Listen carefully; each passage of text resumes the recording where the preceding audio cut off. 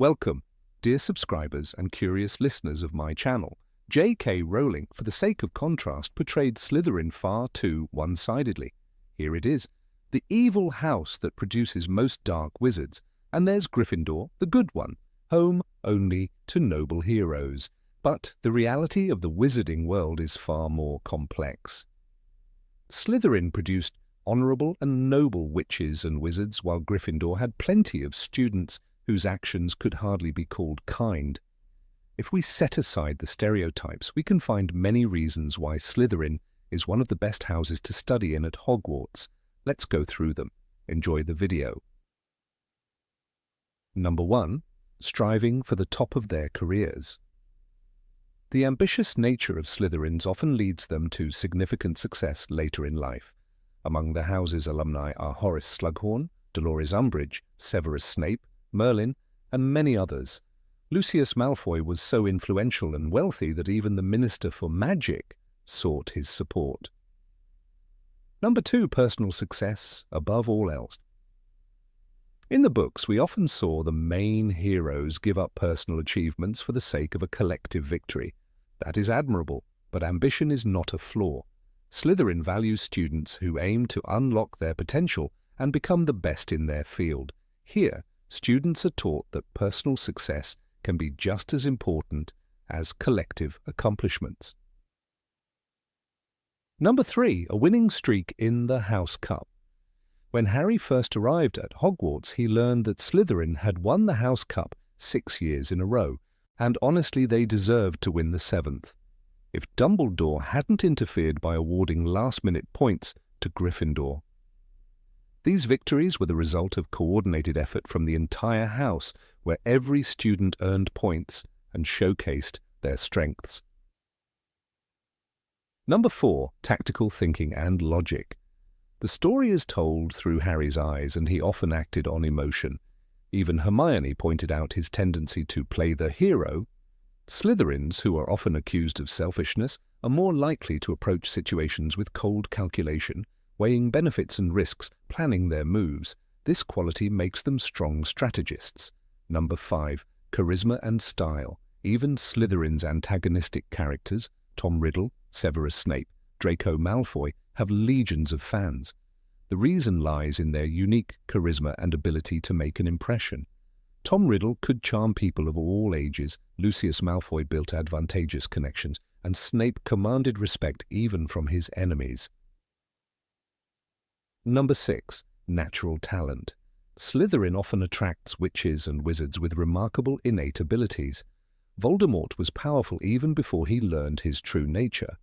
Snape achieved extraordinary mastery in potion-making while still young, and Bellatrix Lestrange could fight multiple opponents at once and had mastered the difficult art of occlumency.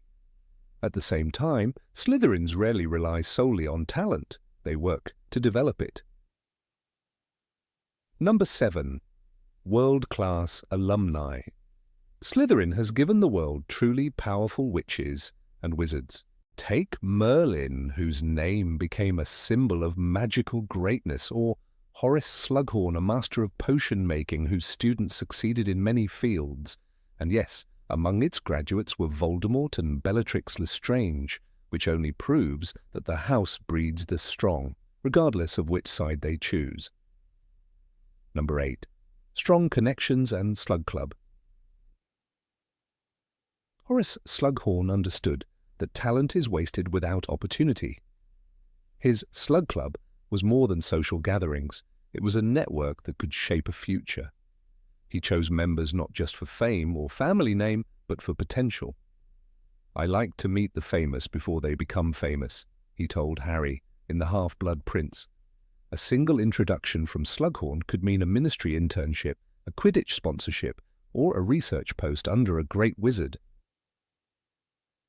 This was Slytherin's ambition turned into action. Slughorn's dinners brought together people who could help each other succeed, students with promise, alumni with influence, and ideas in need of resources. Lily Evans, a Muggle-born Gryffindor, was welcomed because her magical skill was exceptional. To Slughorn, connections were not a game. They were a tool for turning raw ability into lasting achievement. In Slytherin, building these ties is as valuable as earning top marks. A good word at the right time can open more doors than any spell. Graduates leave not only with knowledge but with allies in every corner of the wizarding world. For those who know how to use it, that network becomes a shield, a ladder, and sometimes even a lifeline. Number 9. Flexibility and survival skills. Slytherins survive because they adapt. What others call evasiveness is often the ability to read the field and change tactics before it's too late. Regulus Black proved this when he turned against Voldemort. He saw the truth about the Dark Lord's obsession with immortality, calculated the danger, and acted. His mission to take the Locket Horcrux was a suicide move, but he left clear instructions for Kreacher to finish the task. It wasn't cowardice, it was strategy with no illusions about the cost. Narcissa Malfoy's choice in the Deathly Hallows was pure Slytherin instinct. In front of Voldemort himself, she asked Harry, "Is Draco alive?" When he said yes, she declared Harry dead, knowing it would end the battle and let her reach her son. In that instant, she weighed loyalty to the Dark Lord against her family's survival, and the decision was simple. Her quick analysis saved not only Draco, but likely spared countless lives by cutting the fight short. For Slytherins, survival is never passive. It is the art of picking battles you can win and walking away from those you can't, without losing the war. They understand that living to fight another day is not weakness, but wisdom. In a world where one wrong move can end everything, that flexibility is the sharpest weapon they carry. Number 10. Inventiveness and respect for knowledge. The Half-Blood Prince's textbook was more than ink and parchment. It was a lesson in Slytherin thinking. Every margin note, every crossed-out instruction in potions was a quiet rebellion against the way it's always done. Snape's altered recipes brewed faster, stronger, and cleaner than the official methods. "Crush with flat of blade, not point," read one note, turning Harry from an average student into Slughorn's star pupil overnight. This was Slytherin practicality, not following rules for their own sake, but improving them for results. Draco Malfoy's use of the Vanishing Cabinet showed the same ingenuity. When brute force failed, he sought an unconventional path. He repaired the cabinet, creating a hidden doorway into Hogwarts for Death Eaters. It was dangerous, yes, but it was also proof of a mind that searched for solutions others wouldn't see. In The Half-Blood Prince, Draco admitted, "I had to mend that cabinet or I was as good as dead." His survival depended on finding a way no one else imagined. This inventiveness is not carelessness, it is precision, born from understanding. Slytherins ask why a rule exists, then decide if keeping it serves the goal. They are students of cause and effect, knowing exactly when to bend the written word to achieve the desired outcome. In their hands, knowledge is not static. It evolves, sharpens, and turns into something entirely their own. That is how they thrive where others stall. Number 11, self-control and mind protection. Slytherins are trained to guard more than their wands. They guard their minds. In a world where legilimency can strip away secrets in seconds, occlumency is a weapon as sharp as any curse. Severus Snape stood before Voldemort countless times, the Dark Lord's eyes searching for betrayal, and yet he never found it. His mind was a locked vault. The Dark Lord is highly skilled at legilimency, Snape warned Harry in the Order of the Phoenix, but he never added that he himself had beaten it for years. This control is not born overnight. Occlumency demands the discipline to quiet emotions, to think without revealing. Slytherins excel here because they value the advantage of being unreadable. Snape's lessons with Harry showed how dangerous it was to let feelings spill unchecked. Each memory Harry failed to protect was a doorway into his mind. For Snape, every heartbeat under Voldemort's gaze was a test of willpower, and passing it meant survival. Nonverbal magic is another layer of that same control. Speaking an incantation can give away your intent, Casting silently keeps opponents guessing. Bellatrix Lestrange could launch spells with a flick, her lips unmoving, forcing enemies to react too late. In duels, this mastery is the difference between striking first and falling. It's not just about speed, it's about denying your opponent the chance to read you. The heart of Slytherin self-control lies in refusing to give power to anyone else. In negotiations, in battle, or in front of a tyrant, a calm mind is an unshakable shield. A Slytherin can stand under crushing pressure and show nothing but the face they choose to show. In a world of magic where thoughts can betray, that ability is more than rare. It is a form of absolute freedom. Number 12.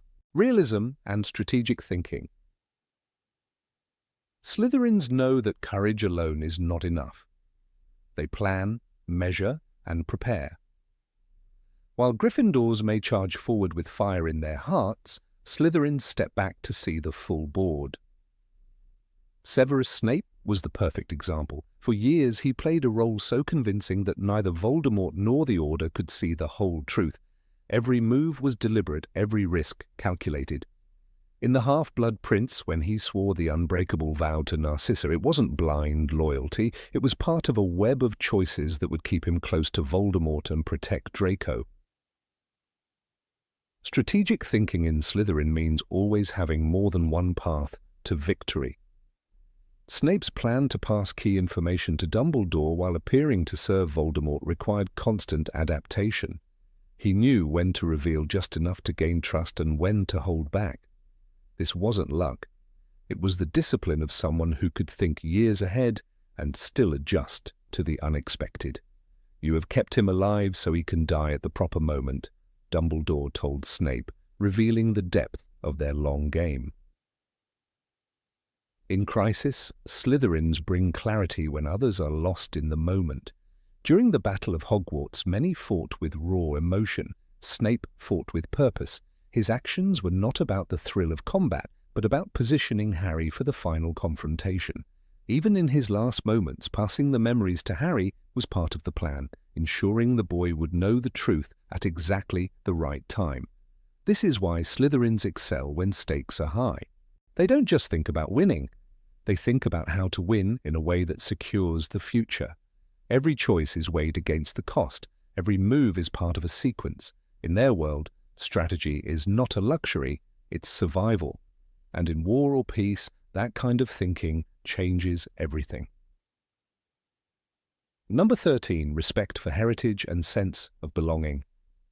Slytherin's strength runs deeper than ambition. It runs through time. Every student who walks into that dungeon knows they are part of something older than themselves. The green and silver banners are not just decoration. They are a reminder of Salazar Slytherin's vision, of generations who carved their mark into the wizarding world.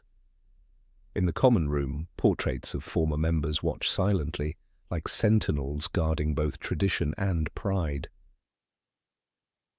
This sense of heritage shapes their discipline. Take Horace Slughorn, for example. He was not just a potions master, he was a keeper of stories, a living bridge between past and present. He remembered who excelled, who shaped history, and he made sure his students knew it.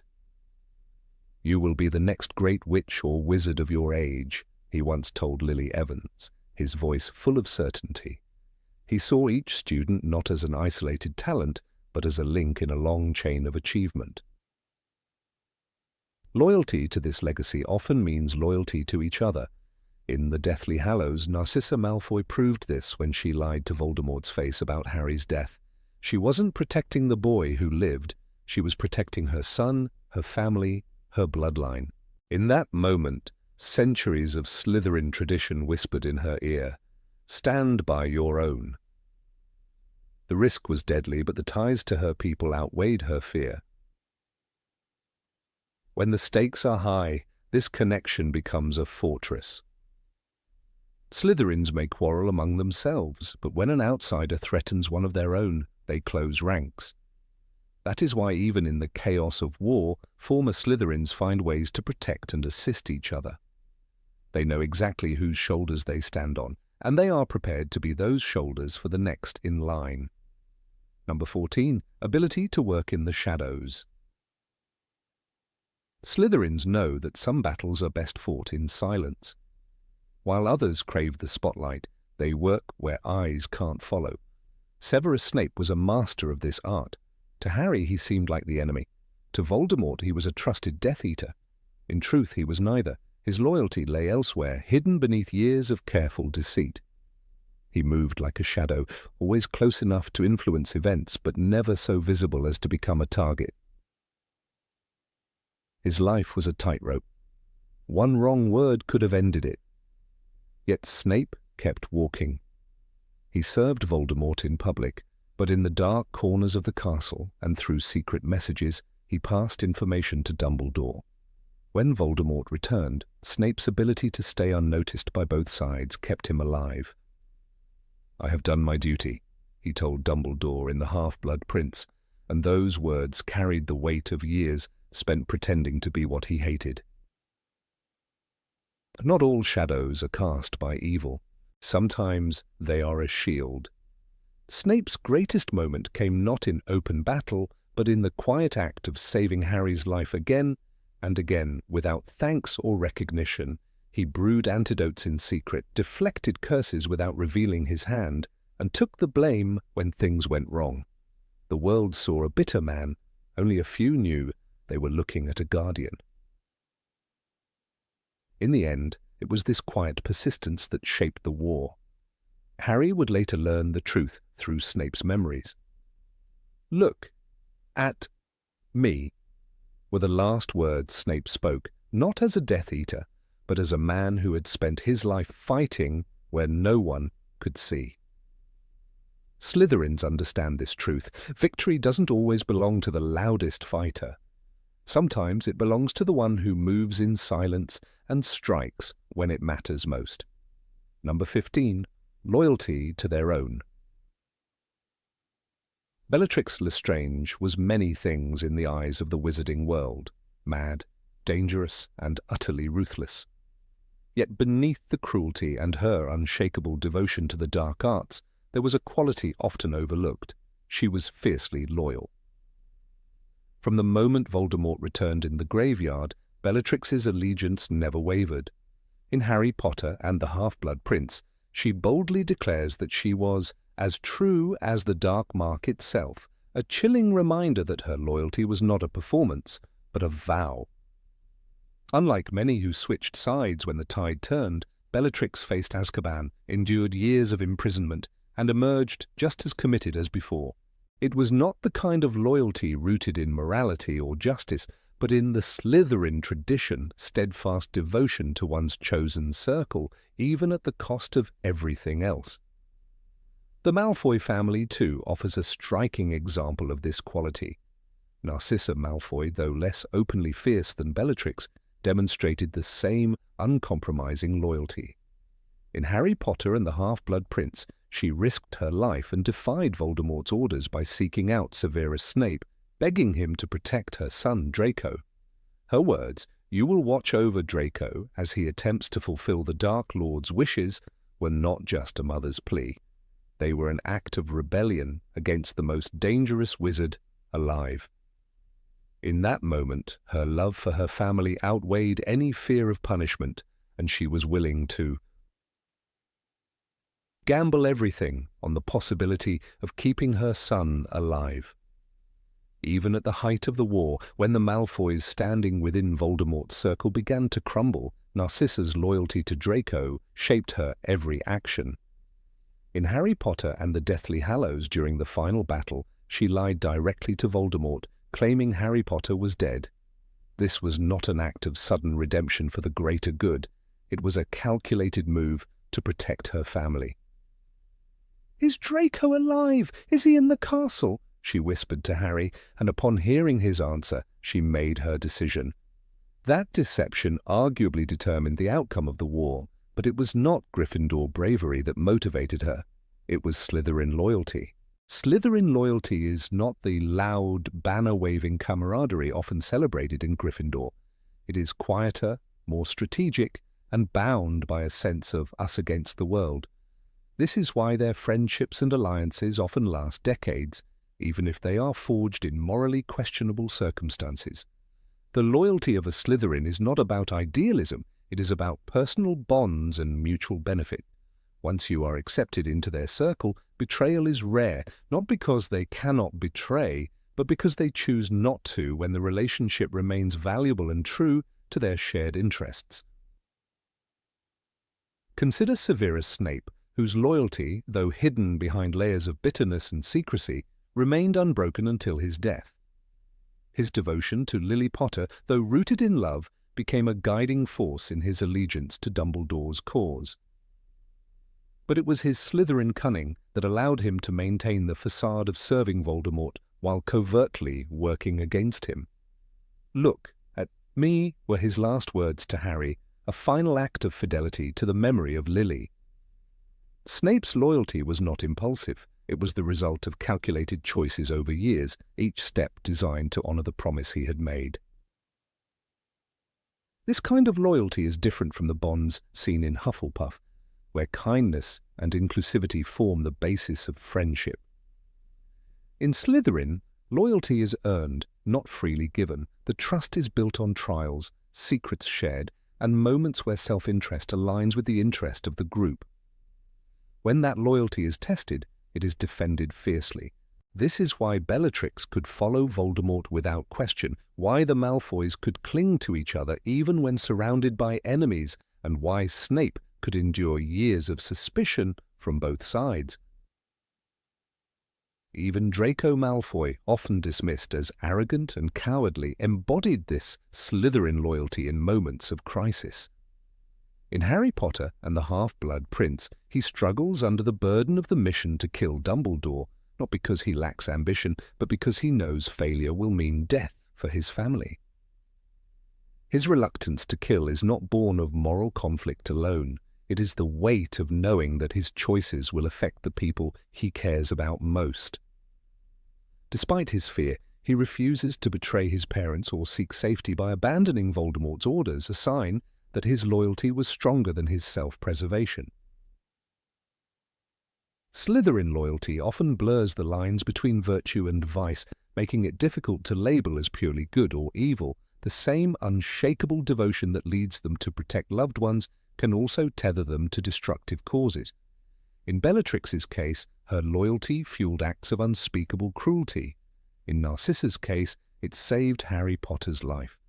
The motivation is the same, the preservation of the people they value, but the outcomes differ dramatically depending on where that loyalty is placed. One of the most overlooked aspects of this trait is that it demands courage, though not the kind celebrated by Gryffindor. To remain loyal in Slytherin often means standing firm in the face of danger, defying more powerful forces, or taking risks that could destroy everything. Narcissa's confrontation with Voldemort, Snape's double life, and Draco's silent endurance all required a kind of bravery that is rarely acknowledged outside the walls of the Slytherin common room. This bravery is tactical, not reckless. It calculates the odds, weighs the costs, and acts with precision. It is also worth noting that Slytherin loyalty is not limited to individuals. It can extend to ideals, traditions, and even legacies. Many Slytherins maintain a deep respect for their family names and the values passed down through generations. This can manifest as pride, ambition, and an unyielding commitment to uphold those traditions, even when the rest of the world changes around them. While this can sometimes lead to narrow-mindedness, it also fosters a sense of continuity and identity that other houses may lack. Number 16, emotional resilience. When one examines the defining traits of Slytherin House, ambition and cunning often dominate the conversation, overshadowing an equally vital quality that sets many of its members apart: emotional resilience. In the world of magic, where fear can break a wand arm before a curse is cast, the ability to remain composed under pressure is not a decorative skill, it is a weapon. Slytherins understand this instinctively. From their earliest days in the dungeon common room, they learn that showing too much of one's inner world can be as dangerous as leaving one's back exposed in a duel. Harry Potter, though not a Slytherin himself, became living proof of this Slytherin strength when forced into situations where composure determined the outcome, more than brute force or sheer luck. Consider the events of Harry's 4th year during the Triwizard Tournament. Faced with a Hungarian horntail, the natural instinct for any 17-year-old, or in Harry's case, 14-year-old, would have been to panic. The beast was massive, its spiked tail capable of smashing stone, yet Harry's victory in that moment was not solely due to summoning his firebolt. It was in the split second before action when he pushed fear aside, narrowing his focus. This is a mental discipline Slytherins cultivate deliberately. They do not deny fear, they master it. As Salazar Slytherin himself valued self-preservation, his descendants in spirit know that survival often hinges on controlling one's emotions until after the danger has passed. Draco Malfoy's arc offers a striking example. In Half-Blood Prince, Draco is burdened with an impossible mission: assassinate Albus Dumbledore. While the morality of his task is questionable, his ability to keep his terror hidden from most of the school speaks volumes. As he confides to Moaning Myrtle, "I can't do it, he'll kill me." Yet outside those rare moments of release, he maintains a facade of arrogance and superiority. This emotional masking allows him to operate without constant suspicion from his peers, buying him time to strategize. In the cutthroat world of Slytherin, this skill, to appear in control even when one's world is collapsing, is honed like a blade. Slytherin resilience is not just about concealment, it is about channeling emotions into effective action. Severus Snape exemplifies this better than anyone. In Deathly Hallows, his double life requires near superhuman emotional endurance. Before Voldemort, Snape must show neither fear nor doubt, even as he secretly aids the very boy the Dark Lord seeks to kill. His face is a mask, his voice level, his movements deliberate. "You have kept him alive so he can die at the proper moment," Voldemort remarks, never suspecting Snape's true loyalties. This is the Slytherin way, the art of remaining unreadable, of ensuring no opponent can predict your next move. Harry's own survival in Order of the Phoenix was bound to this same skill during occlumency lessons. Though he struggled against Snape's relentless assaults on his mind, the principle was pure Slytherin, the ability to lock one's emotions and memories away where no enemy could exploit them. The fact that Voldemort was able to manipulate Harry's feelings so effectively in the Department of Mysteries underscores why Slytherin emotional control is not just admirable, but essential in warfare. Had Harry possessed more of that discipline earlier, Sirius Black might have lived. The Battle of Hogwarts offers countless small moments that reveal the Slytherin advantage in maintaining composure. While many fled the castle when Voldemort's forces entered, others, such as Horace Slughorn, returned with reinforcements. Slughorn, though not a duelist on the level of McGonagall, understood the importance of timing. His ability to put aside fear and think strategically contributed to rallying allies at the decisive moment. This calculated patience, this refusal to rush headlong into battle without assessing the situation, is another form of emotional strength that often tilts the scales. Even in their interpersonal dynamics, Slytherins demonstrate the power of restraint. Pansy Parkinson, though often dismissed as petty, exhibits a controlled social aggression. In Goblet of Fire, she mocks Hermione with the Daily Prophet clipping about Viktor Krum, but she does it in public at a time that undermines Hermione's confidence before the Yule Ball. This shows an understanding of emotional leverage, striking not in anger but with purpose. While such tactics may not be noble, they prove effective, and they stem from the same root, the refusal to let emotions cloud one's intent. One cannot overlook the political sphere of the wizarding world, where Slytherin traits shine brightest.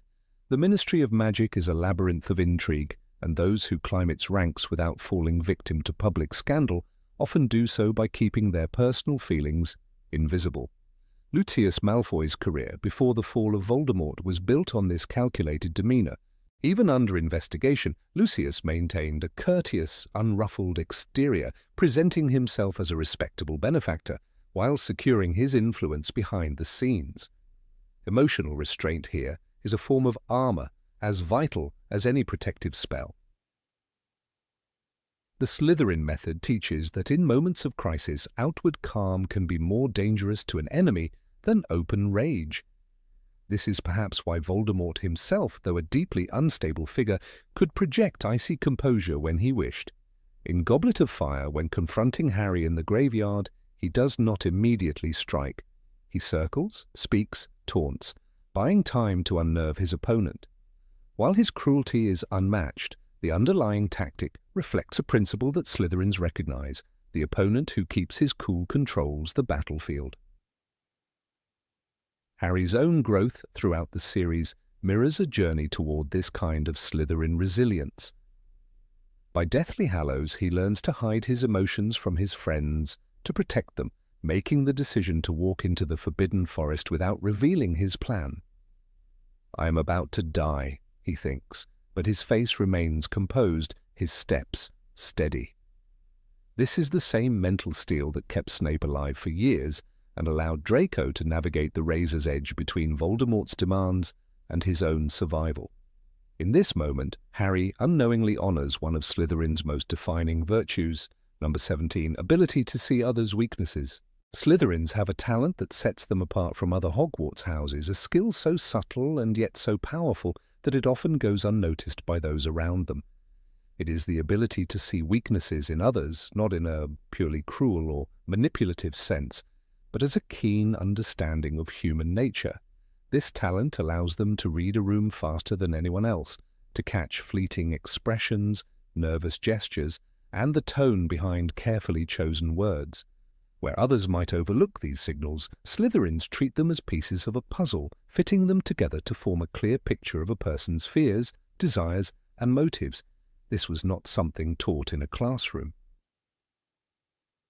It was an instinct, honed in the cutthroat environment of their own house, where survival often depended on knowing more about your peers than they knew about you. One of the most striking examples of this gift can be seen in Lucius Malfoy. In the Chamber of Secrets, his conversations with the Minister of Magic, Cornelius Fudge, are a lesson in calculated persuasion. Lucius does not confront Fudge directly. Instead, he drops insinuations, carefully crafted remarks that press on the minister's insecurities about his public image. You see, it's all for the best minister, the school's reputation, after all. Lucius understood that Fudge feared looking incompetent more than anything. By emphasizing the political consequences of inaction, he maneuvered the minister into making decisions that aligned perfectly with his own agenda. This was not mindless intimidation. It was the precision of a master observer who could see exactly where to apply pressure. Draco Malfoy, though far younger and less refined in his methods, displayed the same instinct. In The Half-Blood Prince, when the war outside Hogwarts was escalating, Draco recognized the cracks in the school's security and the complacency of its staff. More importantly, he noticed the one thing that would most distract and weaken Harry: his loyalty to his friends. By targeting those Harry cared about, Draco understood he could unbalance him emotionally, making him easier to predict. This was not merely cruelty, it was a tactical understanding of the battlefield of emotions, a hallmark of the Slytherin mind. While Gryffindors charged forward with courage, Slytherins studied their opponents until they found the unguarded point. The strength of this ability lies in its versatility. Knowing someone's weakness is not only about defeating them, it can also be used to protect, to persuade, or to forge alliances. Severus Snape was perhaps the most complex example of this. His mastery of legilimency allowed him to read thoughts and emotions almost effortlessly, but even without magic, he had a sharp awareness of the vulnerabilities of others. In the Order of the Phoenix, when Dolores Umbridge tried to undermine Dumbledore's authority, Snape remained outwardly neutral. Yet he quietly assessed her ambition and vanity, choosing his words to both keep her at bay and avoid drawing suspicion to himself. He knew exactly which buttons not to push, understanding that survival sometimes depended on leaving an enemy feeling victorious while you planned your next move. There is an elegance to the Slytherin approach. While other houses might rely on raw talent, loud bravery, or unwavering loyalty, Slytherins often win by playing the long game. They let others reveal their weaknesses through careless speech or unguarded moments. Then, when the timing is right, they act, not with brute force, but with precision. In The Goblet of Fire, when Barty Crouch Jr., disguised as Mad-Eye Moody, manipulated events to bring Harry to Voldemort, his methods reflected a Slytherin-like understanding of human flaws. He exploited trust, authority, and the eagerness of others to believe they were in control. Though not a Slytherin himself, his strategy mirrored the same calculated patience that defines the house. The skill is not inherently malicious. In fact, some of the greatest diplomatic breakthroughs in the wizarding world have come from those who could see another's weaknesses and respond with empathy. Horace Slughorn, for example, recognized that Harry Potter's greatest vulnerability was his connection to his parents, particularly his mother. Instead of exploiting it for harm, Slughorn used it as a bridge to form a bond, offering Harry valuable guidance. "Your mother was one of my absolute favorites," he told him, knowing that invoking Lily's memory would soften Harry's natural suspicion. This was manipulation, yes, but with the intent of mentorship rather than destruction. It showed that the Slytherin gift could just as easily be used to help as to harm. What separates this ability from mere gossip or guesswork is its accuracy. Slytherins rarely make assumptions without evidence. They notice when a person's smile doesn't reach their eyes, when their tone shifts mid-sentence, or when they avoid certain topics entirely. In The Deathly Hallows, Narcissa Malfoy demonstrated this with devastating clarity. Standing before Voldemort in the Forbidden Forest, she was tasked with confirming Harry's death. In that tense moment, she read the truth in Harry's eyes, not about whether he was dead, but about the fate of her son. Realizing Draco was still alive, she lied to Voldemort, declaring Harry dead. It was a life-or-death decision born from her ability to detect what mattered. Most in a single heartbeat, this perceptiveness often extends beyond individuals to entire situations. Slytherins can walk into a meeting and sense the underlying alliances, the hidden resentments, the unspoken goals of everyone present. This makes them formidable in politics, business, and even in the dangerous games of the wizarding world's darker corners. Lucius Malfoy, attending gatherings at the Ministry, was never just a passive guest. He noted who spoke to whom, who avoided eye contact, who seemed distracted. These observations allowed him to anticipate shifts in power long before they became public knowledge. Number 18. Ability to change the rules of the game. Slytherin has always carried the weight of its reputation, often painted as the home of ambition that strays too close to darkness. Yet behind the stereotypes lies a faculty whose greatest strength is often misunderstood: the ability to change the rules of the game entirely. Where others see a fixed set of instructions, a Slytherin sees a framework to be adapted, bent, or transformed to suit a higher purpose. This talent for reimagining the possible is woven into the very fabric of its most notable members, and it's what makes Slytherin a breeding ground for innovators, strategists, and rule breakers who redefine the limits of magic itself. Take Tom Riddle, for instance. In Harry Potter and the Half-Blood Prince, Dumbledore describes him as a brilliant boy with a thirst for knowledge unlike any I have ever seen.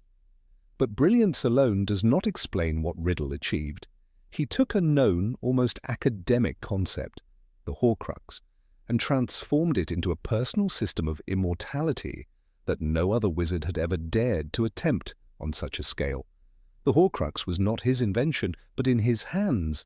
It became an art of fragmentation, layered with concealment, protective enchantments, and psychological traps.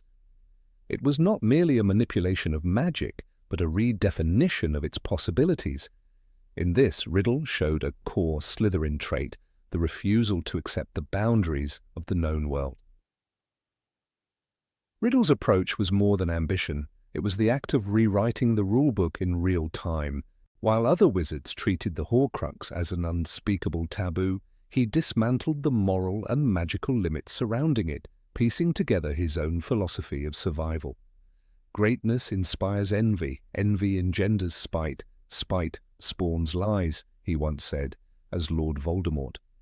That sentiment captures the Slytherin belief that power is not merely seized but crafted, shaped in ways others cannot anticipate. For Riddle, every rule existed only to be tested for its usefulness, and if found wanting, discarded without regret.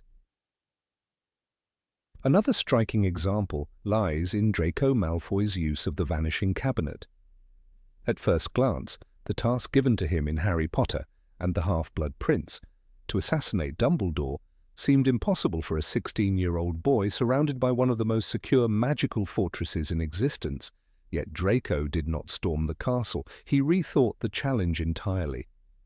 Instead of direct confrontation, he sought a side door into the heart of Hogwarts, and he found it in the dusty, broken, vanishing cabinet hidden in the Room of Requirement. This object, dismissed by most as useless, became his key to smuggling Death Eaters into the school. Draco's innovation lay not in creating new magic, but in reframing old magic to solve an unprecedented problem. The Vanishing Cabinet plan was pure Slytherin ingenuity. It required not brute force, but an understanding of magical infrastructure, a willingness to experiment, and the patience to repair a complex object over months. His ability to see potential in a forgotten artifact speaks volumes about the Slytherin mindset. In Gryffindor, courage is the prized virtue. In Slytherin, it is the vision to turn overlooked tools into decisive weapons. Draco's quiet labor in the Room of Requirement was an act of mental strategy, one that proved as dangerous as any open duel. This tendency to repurpose magic extends beyond the infamous names. Even in smaller acts, Slytherins demonstrate a kind of lateral thinking that catches opponents off guard. Think of Severus Snape, a man whose every move was a recalibration of the rules. In Harry Potter and the Philosopher's Stone, while everyone else accepted Quirrell's competence as a teacher, Snape was already maneuvering to counteract his hidden agenda. His protection of the stone was subtle, a logic puzzle woven into potion brewing, ensuring that only someone with both intellect and nerve could pass. Snape understood that raw magical barriers could be broken. True security lay in an obstacle tailored to a thinker's mind. Snape's entire life was an exercise in redefinition. He was a Death Eater who became Dumbledore's most trusted agent, a spy whose allegiances were concealed even from the keenest observers. This duality was not accidental. It was the outcome of his ability to adapt, to change the narrative others thought they understood. In the chaos of two warring sides, Snape rewrote the rules of loyalty, operating under a personal code that no one could fully decode until the final pages of the Deathly Hallows. The Slytherin way is not about defying the rules for the sake of rebellion. It is about identifying the flaws, the loopholes, and the blind spots in the system and using them to your advantage. Where others see an impassable wall, a Slytherin looks for the brick that, if pulled, will bring the structure down. This is why Slytherin strategies often appear subversive to outsiders. They are not bound by the moral framing of the majority, but by the pursuit of an objective that justifies their means. Consider how this principle operates on the Quidditch field. Marcus Flint, the Slytherin captain during Harry's early years at Hogwarts, was notorious for bending the rules. His tactics were not always clean, but they were effective in exploiting the referee's limited field of vision. In Harry Potter and the Chamber of Secrets, when Gryffindor introduced Harry's Nimbus 2000, Slytherin responded not with complaints, but with brand new Nimbus 2000 on broomsticks for their entire team, courtesy of Lucius Malfoy. It was a perfect example of shifting the contest from the pitch to the resource game. If you cannot outfly your opponent by skill alone, outfly them with better tools. Even in the darker chapters of wizarding history, the Slytherin gift for rewriting the rules has been a force of influence. The founders themselves reflected this mindset. Salazar Slytherin valued resourcefulness as much as pure ambition, believing that magical skill should be honed with a survivalist's edge. His infamous Chamber of Secrets was not merely a hidden room, but a long-term contingency plan, a legacy designed to outlast centuries. The basilisk within was not just a weapon, but a test, a problem that could only be solved by someone capable of deciphering its existence in the first place. The perception of Slytherin as purely self-serving misses the deeper truth. The faculty cultivates adaptability. In war, politics, or personal survival, the advantage often belongs not to the strongest or bravest, but to the one who can alter the playing field entirely. In Harry Potter and the Goblet of Fire, Barty Crouch Jr., disguised as Mad-Eye Moody, manipulated the entire Triwizard Tournament from within.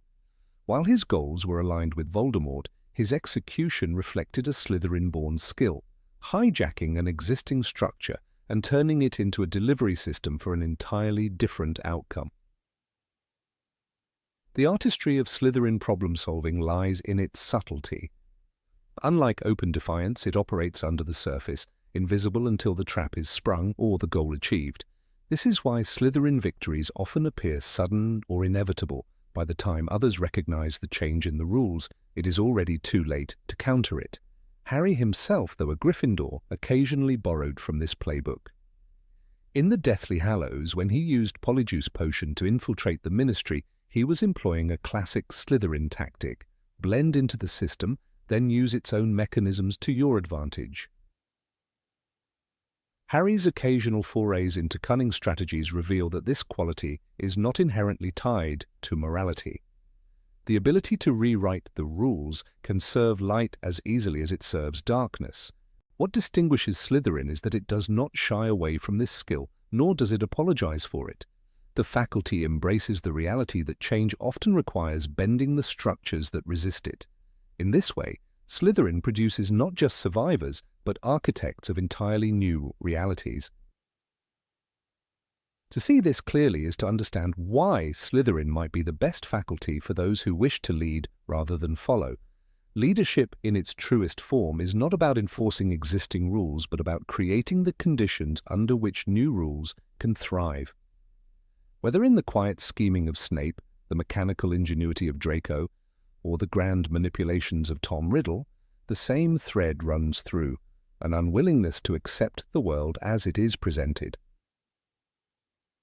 Slytherin's legacy, then, is not simply ambition or cunning, it is transformation.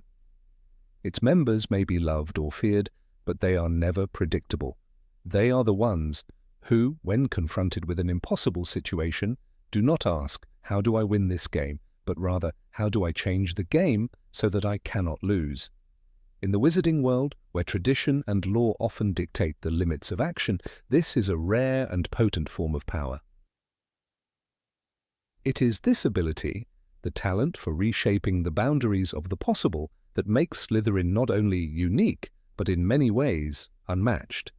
Other faculties may teach bravery, loyalty, or intellect, but Slytherin teaches how to wield all of those traits within a structure you have built yourself. And in the end, the one who builds the structure holds the greatest advantage of all. Number 19, ambition as a driver of progress. Ambition in Slytherin is not a vague personality trait, but an unshakable compass that points its members toward achievement, no matter how winding or treacherous the road may be. The very walls of the Slytherin common room have watched countless students sketch out life plans while the rest of the castle slept. Where others saw dreams as whimsical wishes, a Slytherin saw them as blueprints. The Green and Silver House taught its students that the end goal was not a matter of luck or chance. It was the result of calculated steps, persistent effort, and a refusal to settle for mediocrity. Harry Potter's journey, though shaped by the courage and loyalty of Gryffindor, was propelled at crucial moments by qualities the Sorting Hat itself admitted would have thrived in Slytherin. In Harry Potter and the Philosopher's Stone, the Hat murmured, "You could be great, you know, it's all here in your head, and Slytherin will help you on the way to greatness." Those words encapsulated the very philosophy that has driven Slytherins for centuries. The magical world's history offers no shortage of examples where ambition was the spark behind groundbreaking achievements. Salazar Slytherin himself, though controversial, envisioned a school of magic so rigorous and refined that only the most capable could enter, a vision that shaped the foundation of Hogwarts itself. Centuries later, figures like Merlin, believed by many wizards to have been a Slytherin, used their influence and knowledge to advance magical lore and promote structured governance in the wizarding world. These were not feats accomplished by accident. They were the fruits of meticulous planning, of seeing 10 steps ahead where others saw only one. Even in Harry's own school years, ambition was a force impossible to ignore. Take Severus Snape, for instance, a man whose complexity often overshadowed his accomplishments. Snape's mastery of potion-making was so advanced that he created his own spells as a student, improving upon existing magic rather than simply memorizing it. He annotated his copy of advanced potion-making, not for idle curiosity, but because he sought to perfect the craft. Turn to page 394 was not just a curt command to a class, it was a reflection of his precision and expectation for excellence. Snape's survival during 2 decades of espionage in a war-torn wizarding world was not due to chance, but to his relentless drive to stay useful, to remain indispensable to both sides until his final move. Draco Malfoy, though often dismissed for his arrogance, demonstrated another facet of Slytherin ambition, adaptability under pressure. In Harry Potter and the Half-Blood Prince, when tasked by Voldemort with an impossible mission, Draco turned the Room of Requirement into a sanctuary for his plans, using every resource at his disposal. His methods were flawed, his moral compass uncertain, but the skill he showed in organizing, delegating, and strategizing at 16 years old was undeniable. That determination to meet an objective, even under threat, was Slytherin ambition in its raw form. Ambition is not merely self-serving in the best Slytherins, it becomes a motor for progress that benefits the wider magical community. Horace Slughorn embodied this in his own way. His Slug Club was more than a social circle. It was a network that connected talented witches and wizards long before they reached the height of their careers. Slughorn's ability to recognize potential and foster it created ripples of achievement that spread far beyond Hogwarts' walls. His former students went on to revolutionize potion-making, contribute to magical research, and even influence the Ministry of Magic's policies. When asked about his connections, Slughorn remarked in Half-Blood Prince, "I like to see young people doing well." Behind that genial facade was the Slytherin instinct to align talent with opportunity. The contrast with other houses only underscores Slytherin's unique edge. Gryffindor may leap into action fueled by bravery, Hufflepuff may persist through loyalty, and Ravenclaw may seek knowledge for its own sake, but Slytherin wields ambition like a tool, bending knowledge, bravery, and loyalty toward tangible goals. This is why so many great discoveries and innovations in the wizarding world can be traced back to its members. Slytherins look at the boundaries of magical possibility and ask not, "Should this be done?" but "How can this be done?" That mindset pushes the entire magical community forward, even if it sometimes treads morally grey paths. Harry himself, though sorted into Gryffindor, proved time and again that the ambition so characteristic of Slytherin was a driving force in his victories.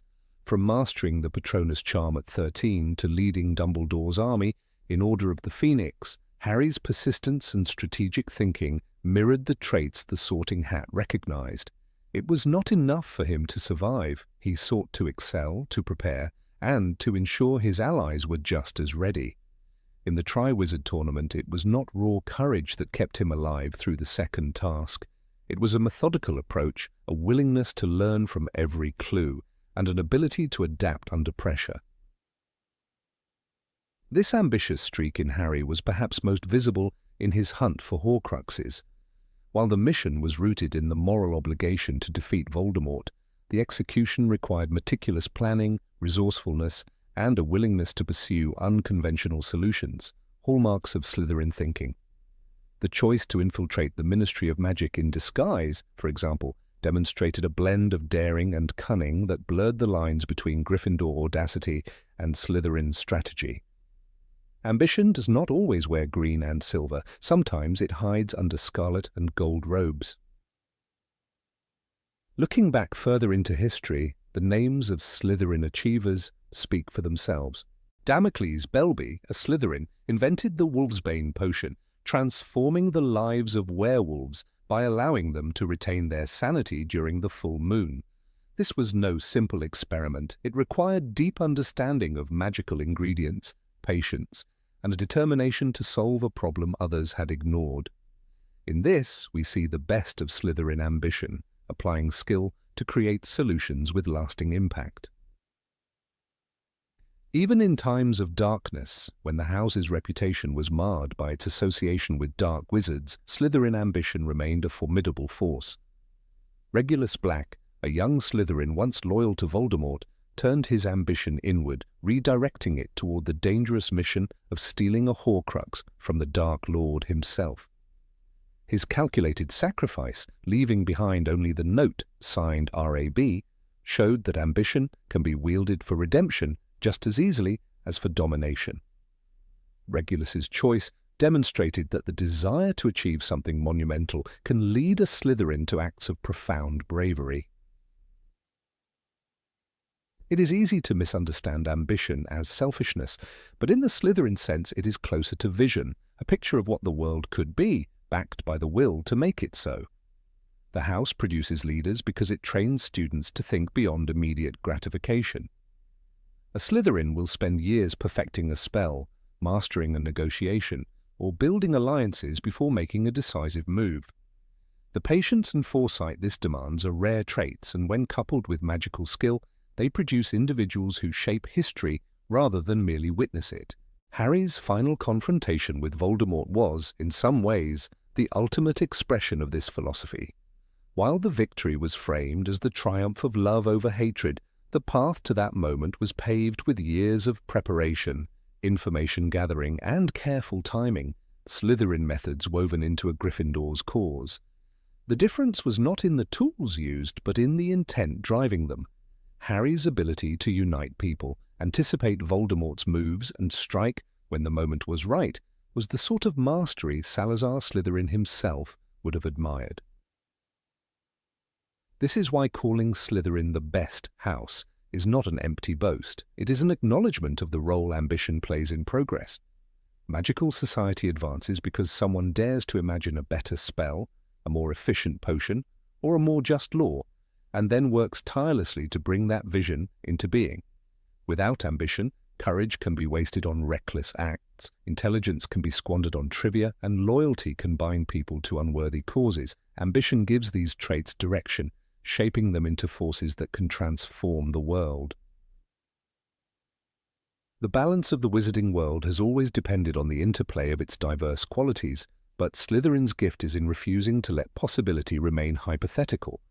Whether through the cunning of Snape, the resourcefulness of Draco, the networking of Slughorn, or the quiet heroism of Regulus, the house proves that vision coupled with action is the surest route to greatness.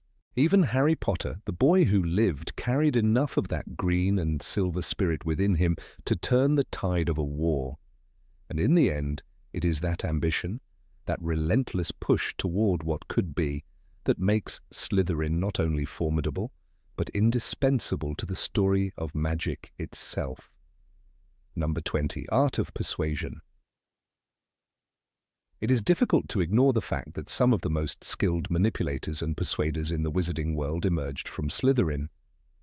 Their talent was rarely about brute force. Instead, it lay in the subtle shaping of thoughts, the planting of ideas, and the quiet redirection of events toward their own advantage. Harry Potter himself, though a Gryffindor, bore qualities that could easily be admired by any Slytherin, especially in the realm of persuasion. The boy who lived was not only courageous, but often instinctively aware of how to phrase his words so that others believed in his cause.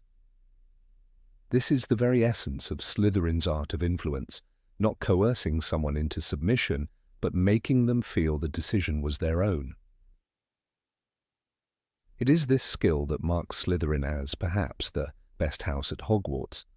If one measures success by the ability to change minds and shift outcomes. The example of Tom Riddle is both chilling and instructive. In his youth, before he became the feared Lord Voldemort, Riddle was able to charm even the most cautious and suspicious of adults. Professor Slughorn, a man known for his keen judgment and selectivity, once said of Riddle, "He was the most brilliant student I ever had." That brilliance was not confined to academic achievement. Riddle made people trust him, admire him, even protect him. His charm was deliberate. He listened when others spoke, he flattered without appearing insincere, and he adapted his tone to suit his audience. There was an elegance in the way he could lead a conversation exactly where he wanted, without anyone realizing they had been guided. Horace Slughorn himself was another master of persuasion, though his style was warmer, more genial. He knew the value of making others feel important. Slughorn collected people, not objects, building a network of connections that spanned politics, industry, and art. His invitations to the Slug Club were more than social gatherings. They were opportunities for mutual exchange, where his guests would leave feeling as though they had been given an honor, when in reality Slughorn was strengthening his own position. "You will go far, my boy," he told talented students, and in those simple words he planted seeds of loyalty that often bore fruit years later. This was persuasion as a kind of enchantment, not through magic, but through the careful crafting of relationships. Harry himself learned, consciously or not, to wield persuasion in moments when he needed others to follow him. In his 5th year, when he and his friends faced the growing threat of Voldemort, he managed to convince dozens of students to join Dumbledore's army. Many of them had been skeptical, wary of defying the Ministry's official stance. Yet, by sharing his personal experiences, truthful but arranged in a way that stirred emotion, Harry gave them a reason to act. "If you want to know what it's like facing him," Harry said, "then imagine something you'd be afraid of, really afraid of, and imagine it coming at you and knowing you can't stop it." His words painted a vivid picture, and the result was not just agreement, but commitment. This ability to inspire through carefully chosen words mirrors the Slytherin approach, even if Harry's motives were selfless. The artistry in persuasion lies not only in speech, but in timing. A true Slytherin knows when to remain silent and when to strike with a carefully measured statement. Riddle's conversations with Professor Slughorn as a student reveal this. When Riddle inquired about Horcruxes, he did not blurt out his curiosity in a crude or suspicious manner. Instead, he approached the subject through academic curiosity, framing his question as though it were merely an intellectual exercise. This is persuasion at its most dangerous, when the listener believes the idea originated from a place of innocent interest. Slughorn later admitted, "I told him information I shouldn't have." That slip was no accident. It was the product of Slytherin finesse. In the larger political world of Wizarding Britain, Slytherins have historically excelled because of this very skill. They understand that power often depends not on holding the wand, but on guiding the hand that does. Harry's encounters with figures like Draco Malfoy further illustrate this dynamic. While Malfoy lacked the polish of a Riddle or a Slughorn, he still absorbed the Slytherin tendency to influence through insinuation, status, and control of narrative. In their first meeting, Malfoy did not try to force Harry's friendship. He framed it as an opportunity Harry would be foolish to decline. This too is persuasion, offering a choice that seems free while making the alternative appear far less desirable. Even in battle, persuasion can alter outcomes. During the final confrontation with Voldemort in the Great Hall, Harry spoke to Tom Riddle in a way that undermined the Dark Lord's authority in front of his followers. "It's your one last chance," Harry told him, not as a plea, but as a statement for everyone to hear. He reminded the Death Eaters that Voldemort had lied to them, manipulated them, and led them into ruin. By turning the crowd's perception Harry was fighting on two fronts: the physical duel and the psychological war of loyalty. A Slytherin could recognize this as a masterstroke. The power of persuasion also lies in understanding the listener's desires and fears. Slughorn's ability to flatter came from his attention to what people valued most about themselves. For some, it was talent; for others, lineage or influence. By identifying and amplifying these traits, he made himself indispensable. Harry, during his hunt for Horcruxes, learned to negotiate with allies by appealing to their motivations, whether it was gaining Griphook's trust by promising the sword of Gryffindor or securing Aberforth Dumbledore's help by invoking his loyalty to family. While Harry was driven by necessity, these moments show a Slytherin-like precision in framing requests. Slytherin persuasion is also about patience. Riddle didn't try to gather followers overnight. He nurtured relationships, letting loyalty grow until it was unquestioning. He created an aura of inevitability around his leadership, so that joining him felt less like a choice and more like acknowledging a truth. Harry, in leading his friends through increasingly dangerous challenges, often benefited from this same slow-building trust. By the time they faced life-threatening missions, his core allies no longer needed convincing; they already believed in him. This skill can turn enemies into assets. During the Triwizard Tournament, Harry won over figures like Cedric Diggory not through flattery, but by appealing to shared values. "You helped me with the clue," Cedric said after Harry warned him about the dragons. That act was strategic as much as it was kind. It secured an ally in a competition designed to pit them against each other. Slytherins would recognize this as leveraging goodwill for future advantage, a hallmark of their house philosophy. Persuasion also thrives in uncertainty. When facts are unclear, the person who frames the narrative often controls the outcome. In Half-Blood Prince, Slughorn's refusal to share his true memory with Dumbledore gave him power over the situation because he alone held the truth. Harry broke through this resistance not by threats, but by appealing to Slughorn's pride and morality.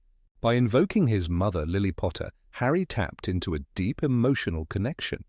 "She sacrificed herself for you," Harry reminded him. "You owe her more than this."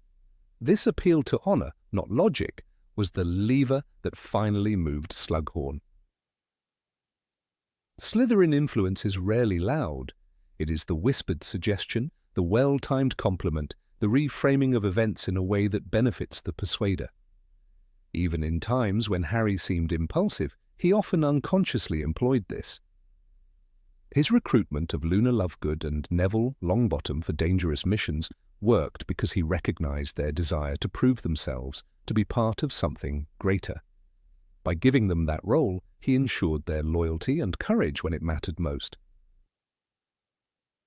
The distinction between manipulation and persuasion lies in intent, but the technique is often identical.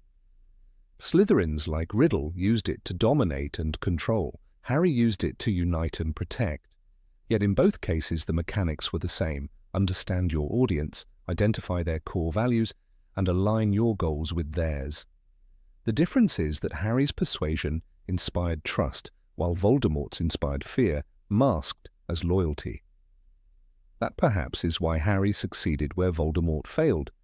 The same Slytherin talent, but guided by Gryffindor's moral compass. Even Dumbledore, a man who famously valued all four houses, acknowledged the merit in Slytherin's skill set. In his final conversation with Harry, he admitted that qualities such as resourcefulness and cunning were not to be dismissed. Harry's survival in the Wizarding War was due as much to these traits as to his bravery. In this way, Slytherin's art of persuasion becomes more than just a house characteristic. It becomes a survival tool, a means of shaping one's destiny without always having to draw a wand. Through the examples of Riddle, Slughorn, and even Harry himself, it becomes clear that Slytherin's mastery of persuasion is not about deceit for its own sake. It is about influence, knowing that the right words at the right moment can change the course of events more effectively than any spell.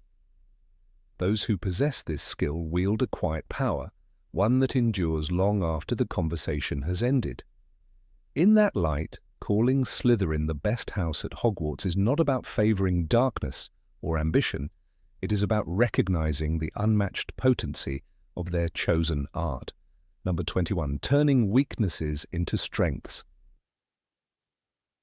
Caution was often viewed by the Gryffindors as hesitation, even cowardice, yet within the green and silver walls of the Slytherin common room, it was a valued tool, polished and sharpened over years. Harry Potter, who had spent most of his early life distrusting the snakes, could not help but notice that their tendency to pause before acting, to weigh the variables, often saved them from rushing into danger blindly. In the Second Wizarding War, this so-called reluctance was revealed to be something else entirely: strategic vigilance. Slytherins did not merely avoid danger, they anticipated it, tracked its approach, and adapted accordingly. In the chaos following Voldemort's return, those who had been dismissed as schemers were the ones who kept their heads while others were swept away by panic.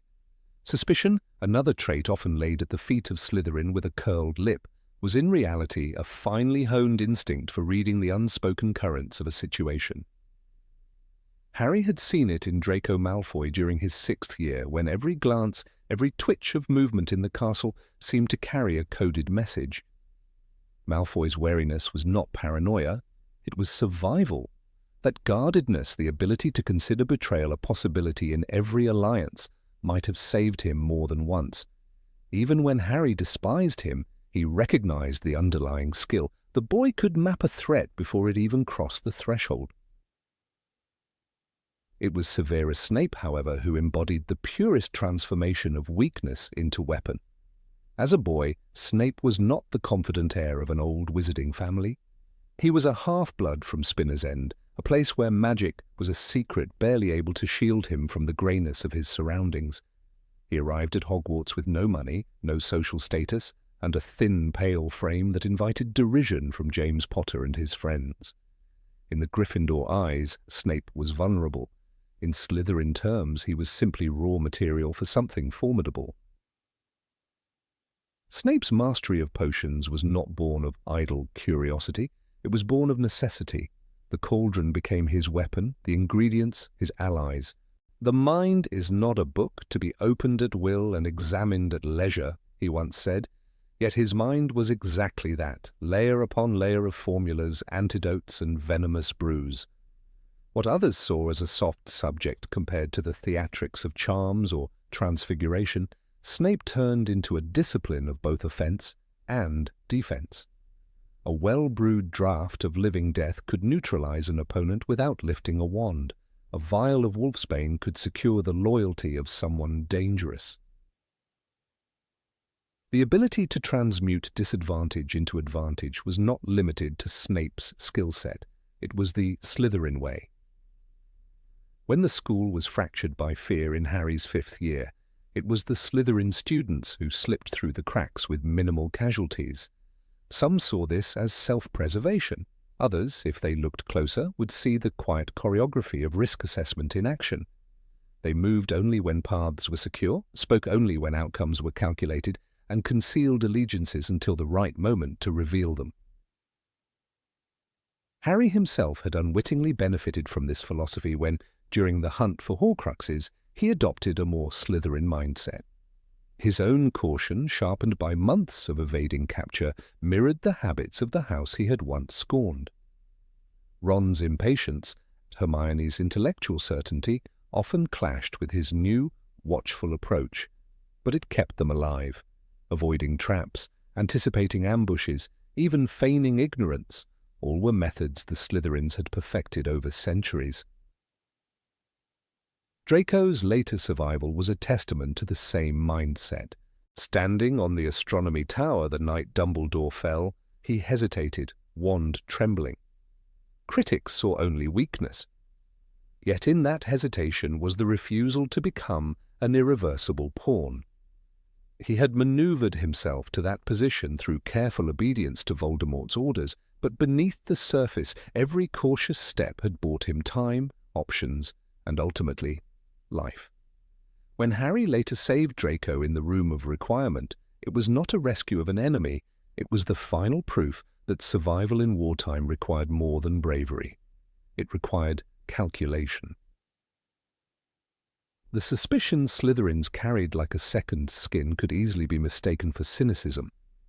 In reality, it was the continuous assessment of motives, the invisible ledger of debts and threats.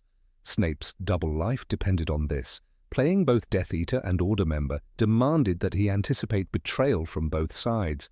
"I have spied for you and lied for you, put myself in mortal danger for you," he told Dumbledore, every word weighted by the knowledge that even a moment of misplaced trust could have ended him.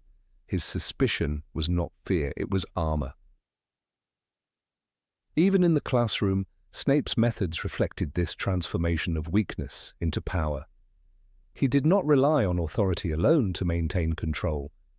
He read his students, as he would a volatile potion, noting who could be provoked into a mistake, who could be silenced by a calculated pause. Every glare, every sarcastic remark was deliberate, designed to control the rhythm of the room. Those who underestimated the value of such psychological maneuvering never understood why he remained one of the most feared teachers in Hogwarts history. In the final battle, the subtlety of Slytherin's strategy was overshadowed by the spectacle of Gryffindor heroics. Yet the war was not won by courage alone. Intelligence gathered in whispers, alliances brokered in shadows, and sabotage executed with surgical precision all carried the mark of Slytherin influence. Many of the survivors owed their lives to decisions that looked, at the time, like cowardice. Harry, in the aftermath, recognized that a delayed charge or a retreat could mean the difference between victory and annihilation. The public often romanticized open defiance and loud declarations of loyalty, but the Slytherins understood a quieter truth. Living to fight another day was sometimes the greatest act of resistance. Snape's continued survival deep within Voldemort's ranks allowed him to feed the Order critical information. His apparent weakness, subservience to the Dark Lord, was in reality a mask that brought him proximity to the enemy's plans. Without that, Voldemort's downfall might never have come. Harry's own realization that the Sorting Hat had nearly placed him in Slytherin became less a source of discomfort and more a mark of shared traits. "You could be great, you know, it's all here in your head," the Hat had told him. At the time, he had resisted fiercely, clinging to the image of Slytherin as the enemy. But by the end of the war, he saw that greatness often required more than bravery. It required the ability to turn personal flaws into tactical advantages. In reflecting on Snape's legacy, Harry found himself thinking not of the man's coldness or cruelty, but of his relentless resourcefulness. The awkward boy from Spinner's End had rewritten the terms of his own life through skill, caution, and calculated suspicion. The Slytherin traits that once alienated him from others had been the very tools that allowed him to serve the greater good. Even the bitterness in his demeanor was a shield, keeping him from revealing too much too soon. The story of Slytherin was not a tale of villains and heroes divided neatly by house colors. It was the story of adaptability, of seeing opportunity where others saw only liability. Harry, once so certain that bravery alone defined worth, had come to respect the green and silver, not for what they were accused of being, but for what they truly were, masters of transformation. In war and peace alike, those who could take their weaknesses and fashion them into strengths held a power that no spell could grant. Perhaps, Harry thought, that was the quiet genius of Slytherin. While the world was busy underestimating them, they were already 3 moves ahead, turning every slight, every doubt, every apparent disadvantage into the very thing that would keep them standing when others fell. In that, they were unmatched, and in that, they had earned the right to be called the best. Number 22. Ability to act alone. In the dimly lit dungeons of Hogwarts, far beneath the bustling Great Hall, Slytherin House bred a very specific kind of wizard. They were not simply ambitious or cunning, as the Sorting Hat liked to say. They were more than anything, fiercely self-reliant. This trait, often dismissed by outsiders as arrogance, was in fact the foundation of their strength. While Gryffindors thrived in camaraderie, Ravenclaws in collective intellect, and Hufflepuffs in loyalty to the group, Slytherins were forged in the art of moving forward alone. Independence was their oxygen, and they learned early that no one would fight their battles for them. This made them sharper, harder, and infinitely more prepared to stand against the tide when no one else would. Harry Potter, ironically a Gryffindor, often embodied this very Slytherin virtue, though few ever acknowledged it. Time and again he found himself in situations where help was unavailable, unreliable, or too dangerous to involve others. "I must go on alone," he thought countless times, echoing the inner code that every Slytherin understood. Take the night in the Forbidden Forest during his first year. Though Ron and Hermione had been by his side, it was ultimately Harry who faced Professor Quirrell and the shade of Lord Voldemort alone. No teachers, no backup, just him, his will, and the certainty that if he didn't act, no one else would. This was not just bravery. It was an instinctive grasp of self-sufficiency, the very trait that Slytherins cultivated with precision. The ability to act alone is not born from confidence alone. It requires a kind of cold acceptance that the burden of choice will rest entirely on one's own shoulders. Severus Snape embodied this in the most dangerous way. For years he walked the razor's edge between two masters without ever revealing his full allegiance to either. No committee backed him. No group of allies guarded his path. Every decision, whether to feed Dumbledore a sliver of truth or deceive Voldemort, was his alone to bear. "The truth," as he said to Harry near the end, "is a beautiful and terrible thing and should therefore be treated with great caution." That caution, that calculated solitude, is the mark of someone who knows the cost of depending on others. Even Draco Malfoy's arc demonstrates this Slytherin independence, though it came under the crushing weight of the Dark Lord's expectations. In Harry Potter and the Half-Blood Prince, Draco was tasked with an impossible mission to kill Albus Dumbledore. Though terrified, he did not share his plan with anyone, not even his closest friends Crabbe and Goyle, who were relegated to the role of watchful guards. He carried the burden alone, devising elaborate strategies, experimenting with vanishing cabinets, and absorbing the psychological strain of knowing that failure meant death. While his reasons were far from noble, the structure of his actions mirrored the Slytherin creed: do what must be done without waiting for rescue.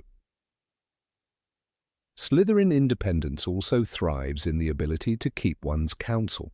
In the Goblet of Fire, when Harry discovered that someone had entered his name into the Triwizard Tournament, he tried explaining the situation, but suspicion lingered. The rest of the school buzzed with gossip, yet Harry prepared for the tasks largely on his own.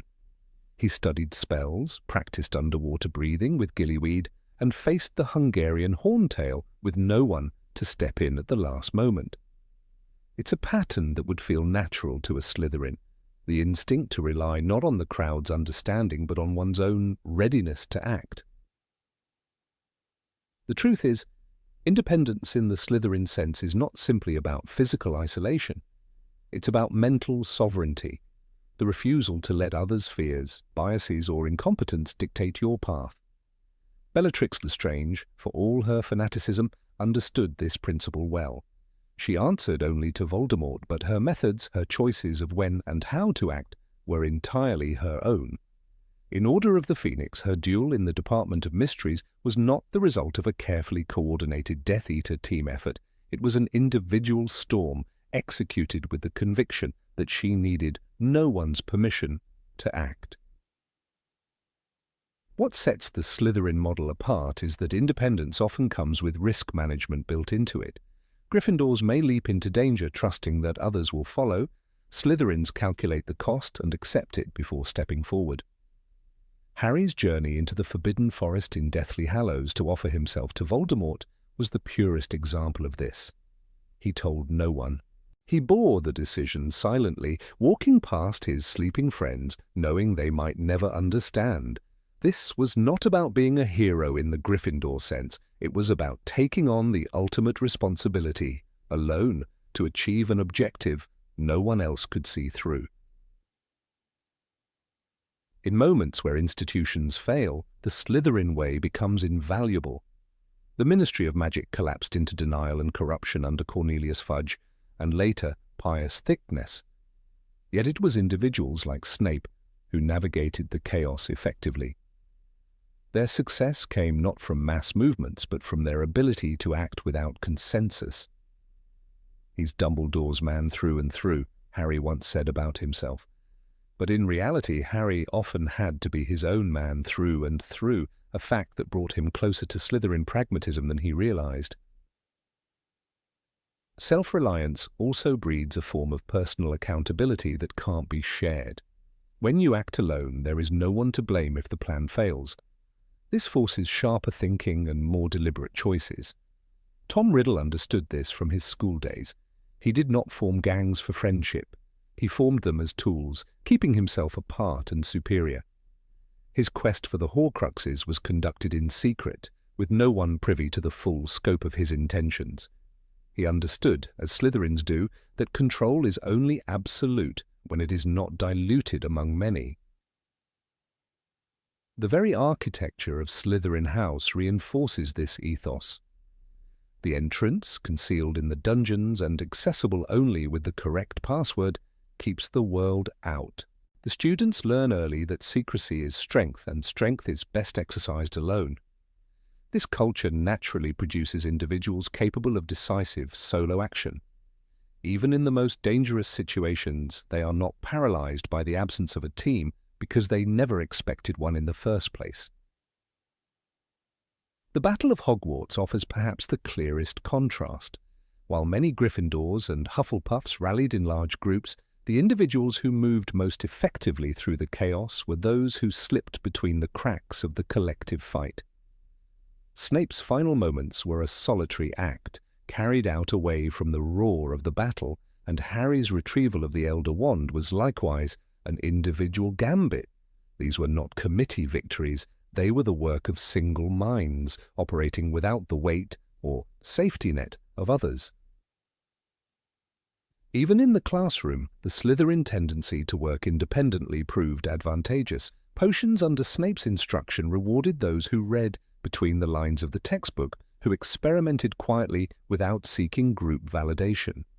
Harry himself experienced this with the Half-Blood Prince's annotations, discovering that success often came from following a lone, unconventional path rather than the prescribed group method.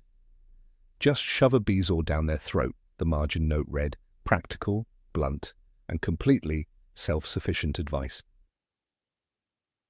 Independence, however, is not without its cost. Isolation can lead to mistrust, and mistrust can lead to enemies. Yet for Slytherins, the benefits outweigh the drawbacks. Their ability to make decisions without needing approval means they move faster, adapt quicker, and survive longer in hostile environments. When Harry hunted Horcruxes with Ron and Hermione, the moments of greatest progress often came when he acted alone, slipping into the forest to confront Voldemort's snake, entering the Forbidden Forest to meet his fate, breaking into Gringotts with a plan that relied on his own daring more than group consensus. Ultimately, the reason Slytherin independence stands as one of the most valuable traits in the wizarding world is its versatility. It works in the shadows and in plain sight. It drives both villains and heroes, sometimes within the same person. Harry may never have worn green and silver, but in his loneliest, most decisive moments, he was closer to Slytherin than he or anyone might admit. As Dumbledore once told him, "It is our choices, Harry, that show what we truly are, far more than our abilities." And in those choices, the Slytherin way of standing alone, acting alone, and winning alone proved itself time and again to be a path to survival, and occasionally to greatness. Number 23. Willingness to take risks for results. In the dim corridors of Hogwarts, where ambition often carried the scent of danger, Slytherin's defining quality was never simply cunning or pride. It was the ability to weigh risk against reward and step forward when others hesitated. Harry Potter himself, though proudly a Gryffindor, embodied this Slytherin trait in moments when sheer bravery was not enough. There were times when his decisions were not impulsive leaps into danger but calculated steps into the unknown, taken because the potential victory outweighed the inevitable peril. This willingness to take a deliberate risk, to act when the stakes were almost unbearable, is what made Slytherin's philosophy more complex and admirable than its reputation suggested.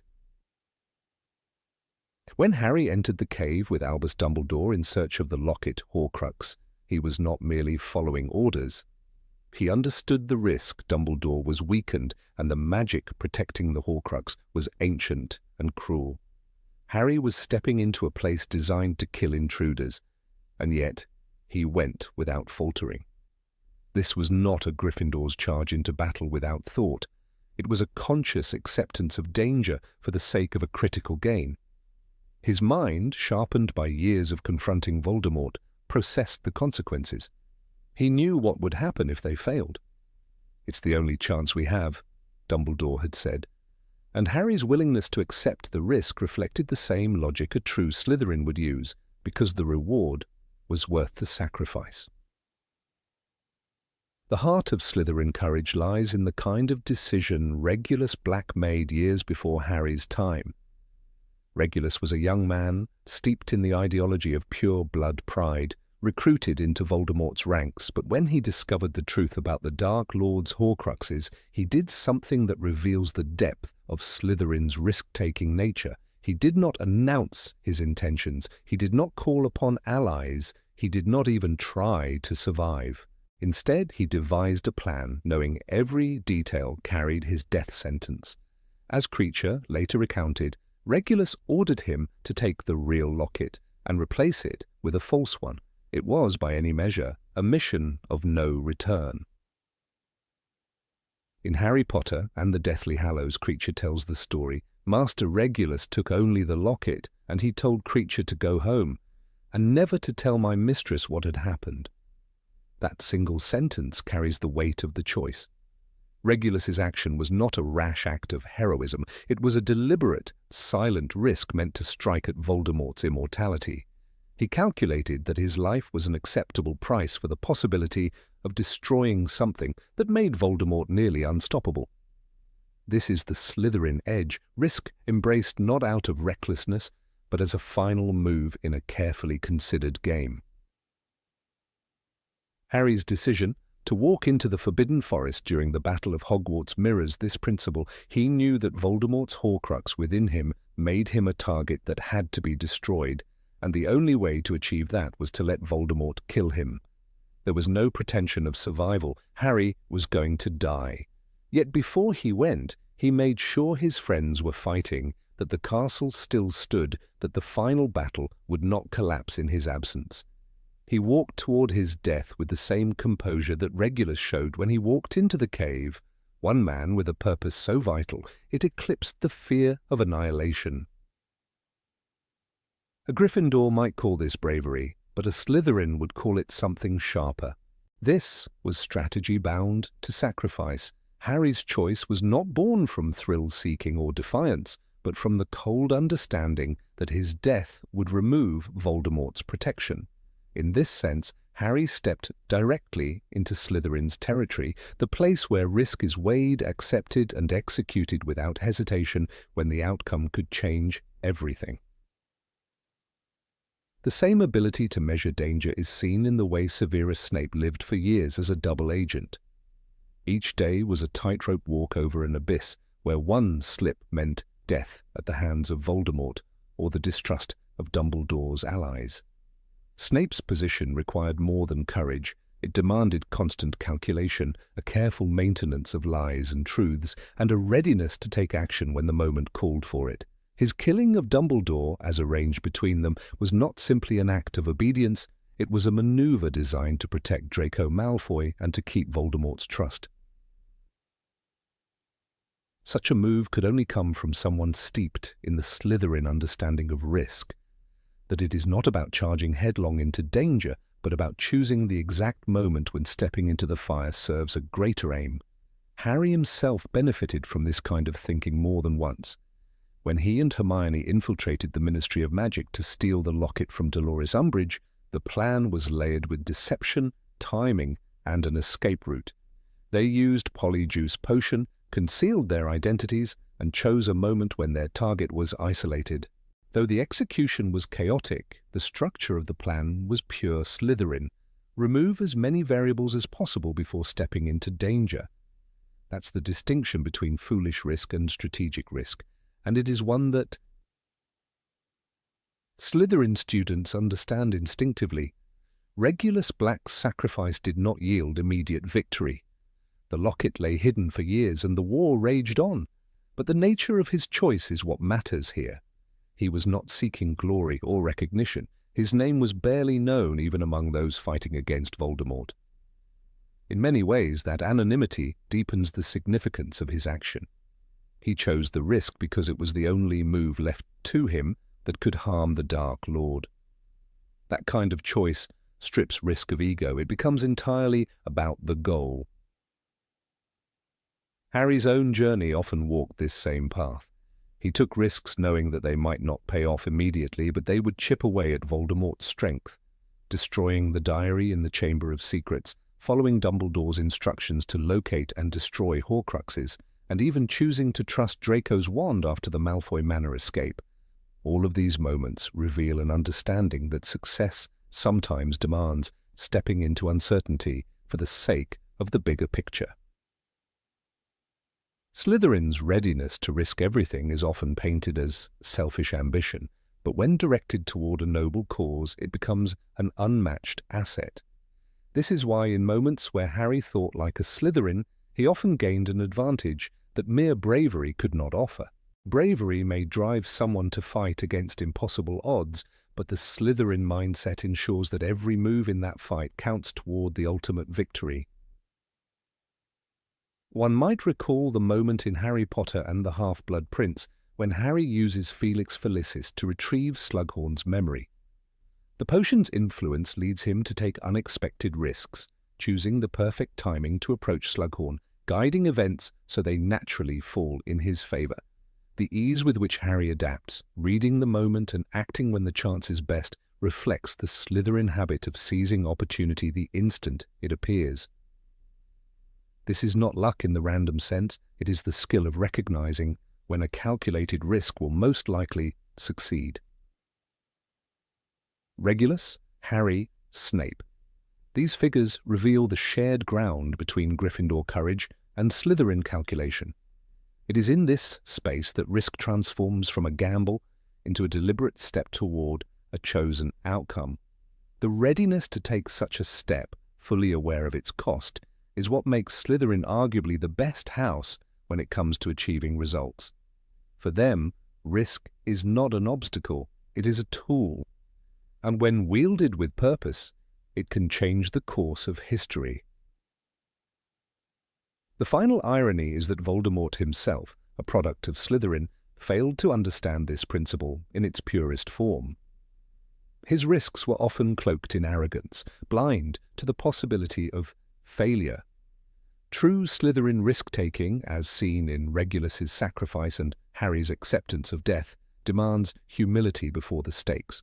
It is the understanding that success is never guaranteed, but the attempt, made with clear eyes and steady hands, may be the only way to win.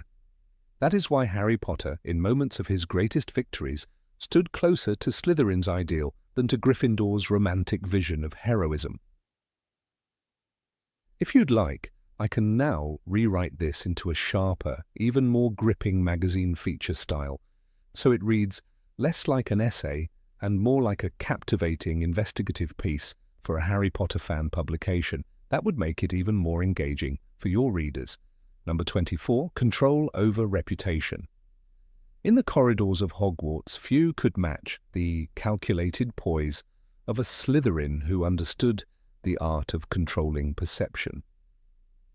Reputation was not an accident in that house, it was an asset, built and maintained like a carefully tended vault in Gringotts. Slytherins, perhaps more than any other students, grasped the reality that in the wizarding world, image could open doors even magic could not. This was not about empty vanity, it was strategy, a survival skill passed down. From Salazar Slytherin himself, and Harry Potter, without even realizing it, came to embody the very reason why Slytherin's mastery over reputation could be seen as its greatest strength. Though a Gryffindor by Sorting Hat's choice, Harry's journey repeatedly proved the Slytherin principle, how the story others tell about you can be more decisive than the truth.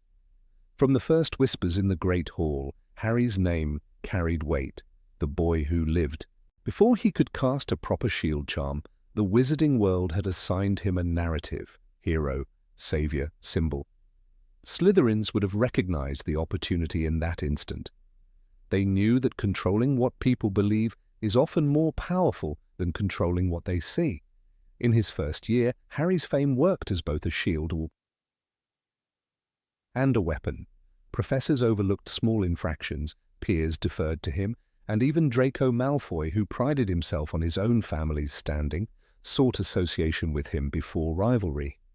This was exactly the kind of influence Slytherin valued, not brute force, but the quiet authority that comes when others have already decided your importance. Lucius Malfoy was perhaps the clearest example of how this skill operated at its most refined.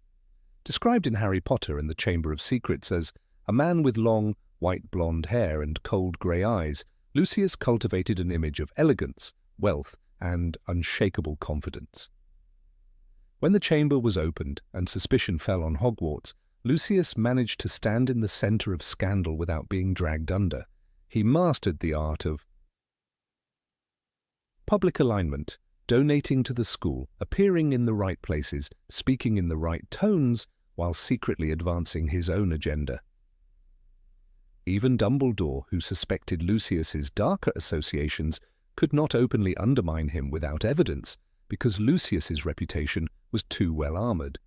This was the Slytherin way, appear untouchable while working unseen. Harry, though he lacked Lucius's conscious calculation, nonetheless benefited from the same dynamic. When the Triwizard Tournament placed his name in the Goblet of Fire, half the school believed he had cheated. A Slytherin might have reshaped the narrative deliberately, but Harry found his image naturally reshaped by events. By the time he faced the Hungarian Horntail, the spectacle of his survival erased doubts in many minds. The crowd didn't remember the controversy, they remembered the boy who outflew a dragon. In Goblet of Fire, the line, "Harry had managed to get through the first task and people were looking at him with respect again," underlined the truth, perception is malleable, and moments of spectacle can overwrite months of suspicion. The genius of Slytherin reputation control lies in its adaptability. When the Ministry branded Harry a liar in Order of the Phoenix, spreading in the Daily Prophet that he was disturbed and dangerous, a true Slytherin would have countered with public gestures to reclaim trust. Harry did not consciously do this, but his refusal to back down, his leadership in forming Dumbledore's army, and his visible defiance against Dolores Umbridge shifted the tide again. By the year's end, when Voldemort's return became undeniable, the same public that had shunned him now looked to him for guidance. Slytherins would call this a masterclass in narrative reversal, even if Harry stumbled into it by following his conscience. Draco Malfoy's school years offered a foil to this. While he wielded his family's name like a scepter, Draco often misjudged how fragile a poorly maintained image could be. In Half-Blood Prince, his attempts to act as a Death Eater in training were shrouded in secrecy, but his nervousness betrayed him. Yet even then, his house's instinct for self-protection kept others guessing. Students whispered about what Draco was really up to, and in those whispers lay his shield. Uncertainty breeds caution, and few dared confront him directly. Slytherins understood that mystery can be as protective as proof. Reputation control was never about universal love. In fact, for many Slytherins, inspiring fear was more effective than seeking affection. Snape embodied this in full. From the first potions lesson, he ensured students viewed him with a blend of wariness and respect.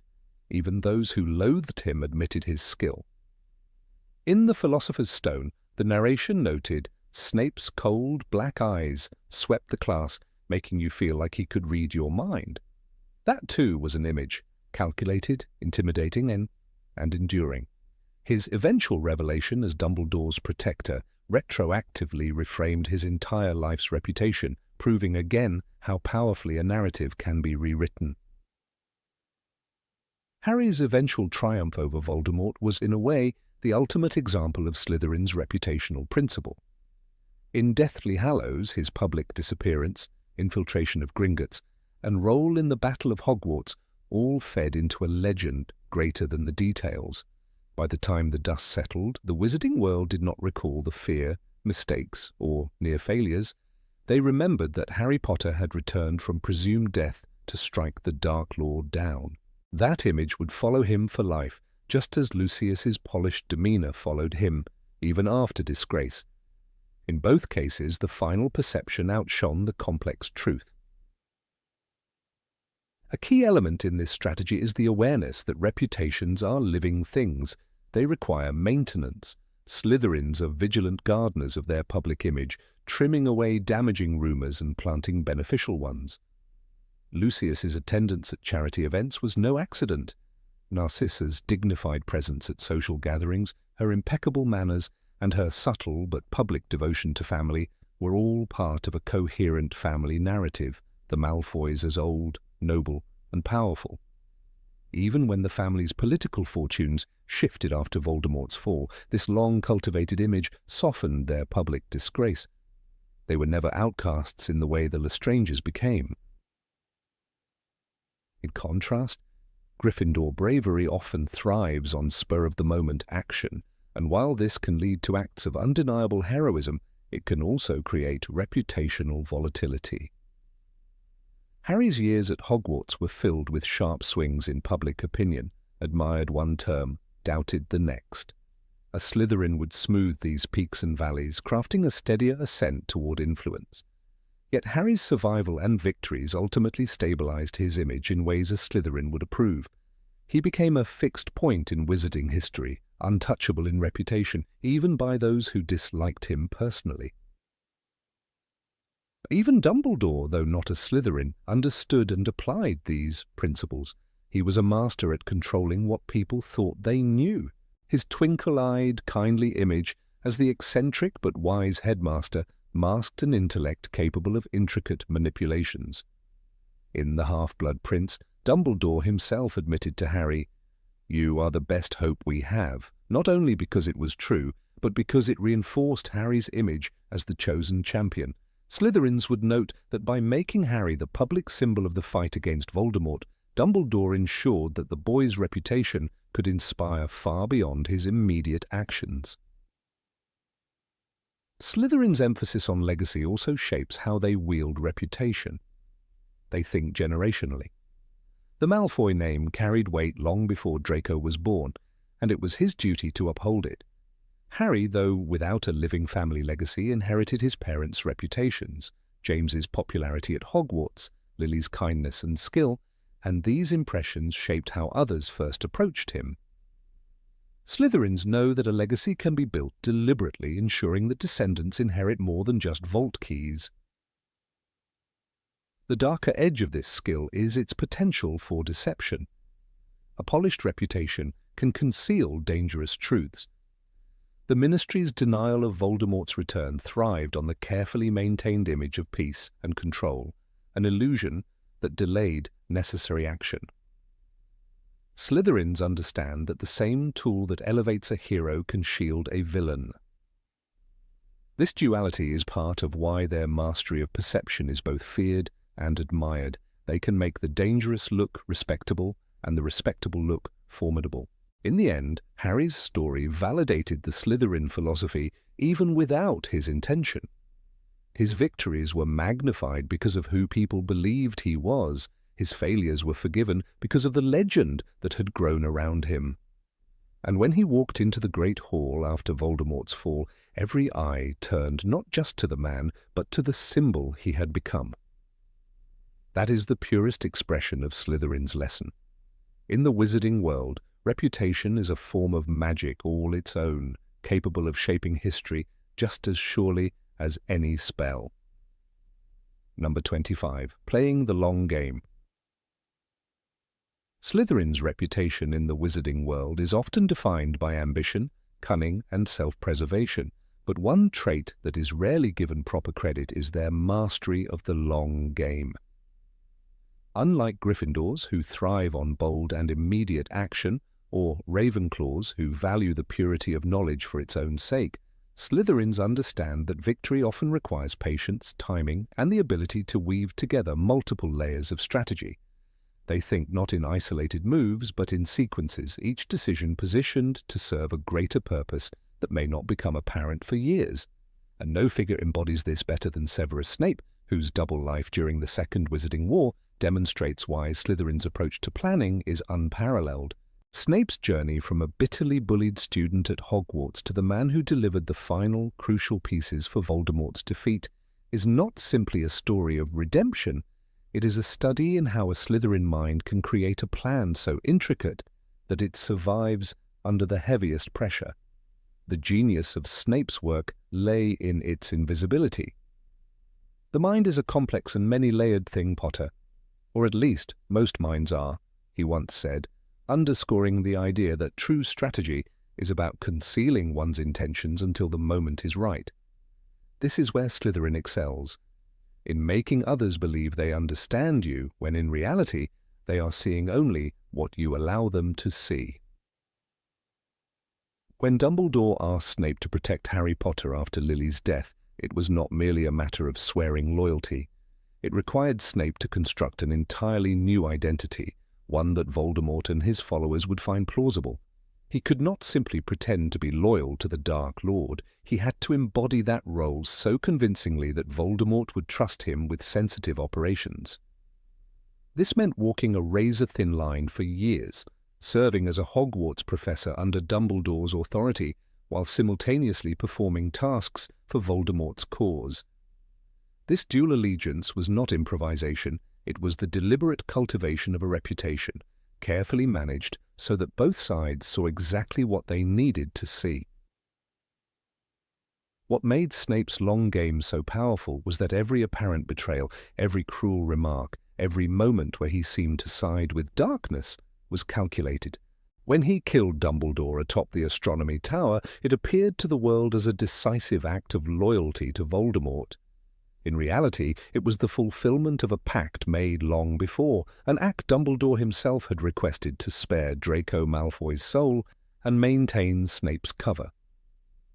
This is the essence of Slytherin thinking, the willingness to endure being hated, misunderstood, and even feared if it means ensuring the ultimate success of the plan.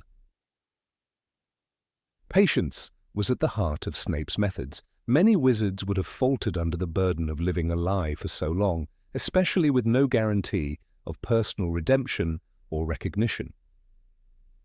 Yet Snape persevered because he understood that timing determines victory. A premature reveal would have doomed not only himself but the entire war effort. Slytherins know that the moment to strike is not when you are ready, but when your opponent is vulnerable. For Snape, that moment came only after years of quiet maneuvering, misleading Death Eaters, and subtly guiding events at Hogwarts. Even his role in protecting Harry was done with precision and subtlety.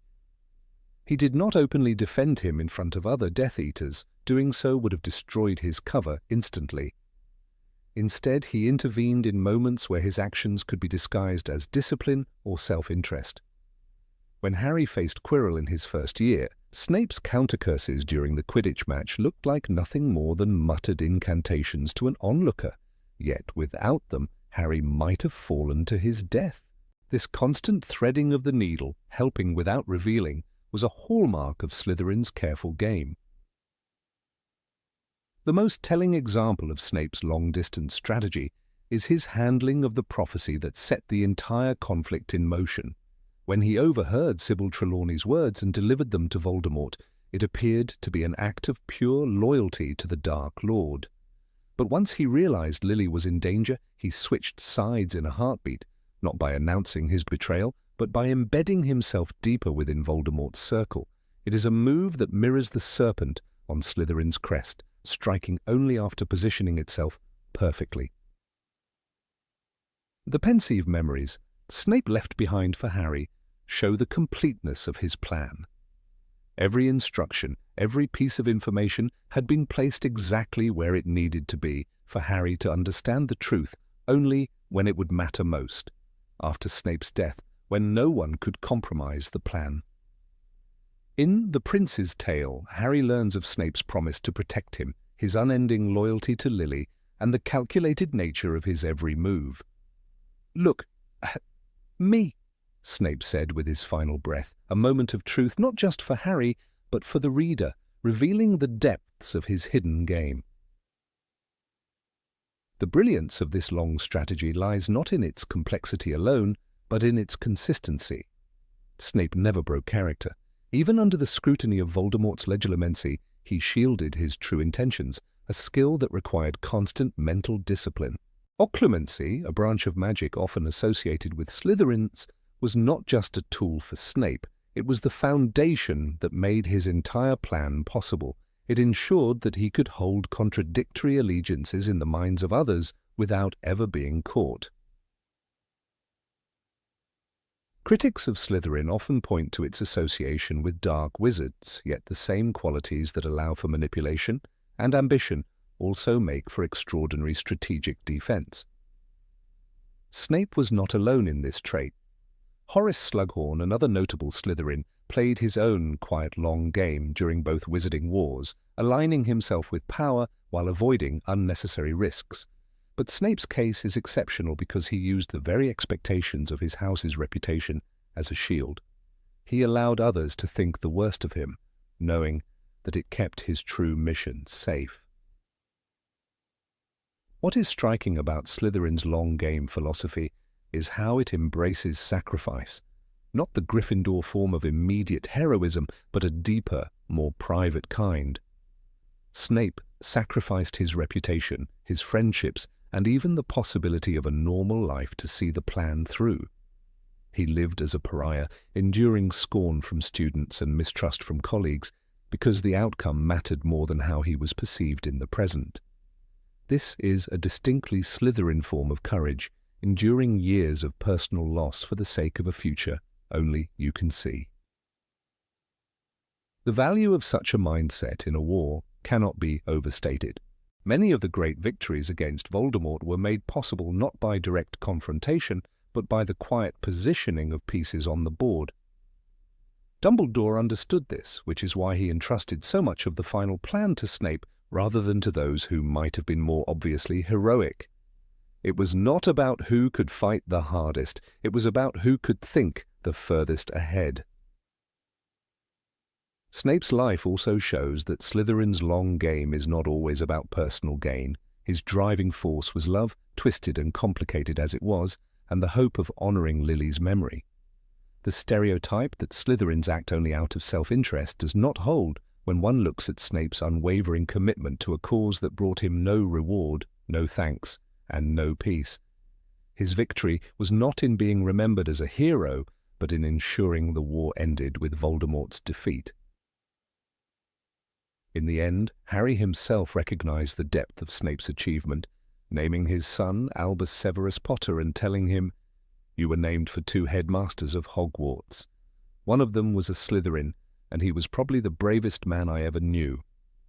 That bravery was not in charging headfirst into battle, but in the sustained, calculated patience of a man who played a role for nearly 2 decades without ever losing sight of the final objective.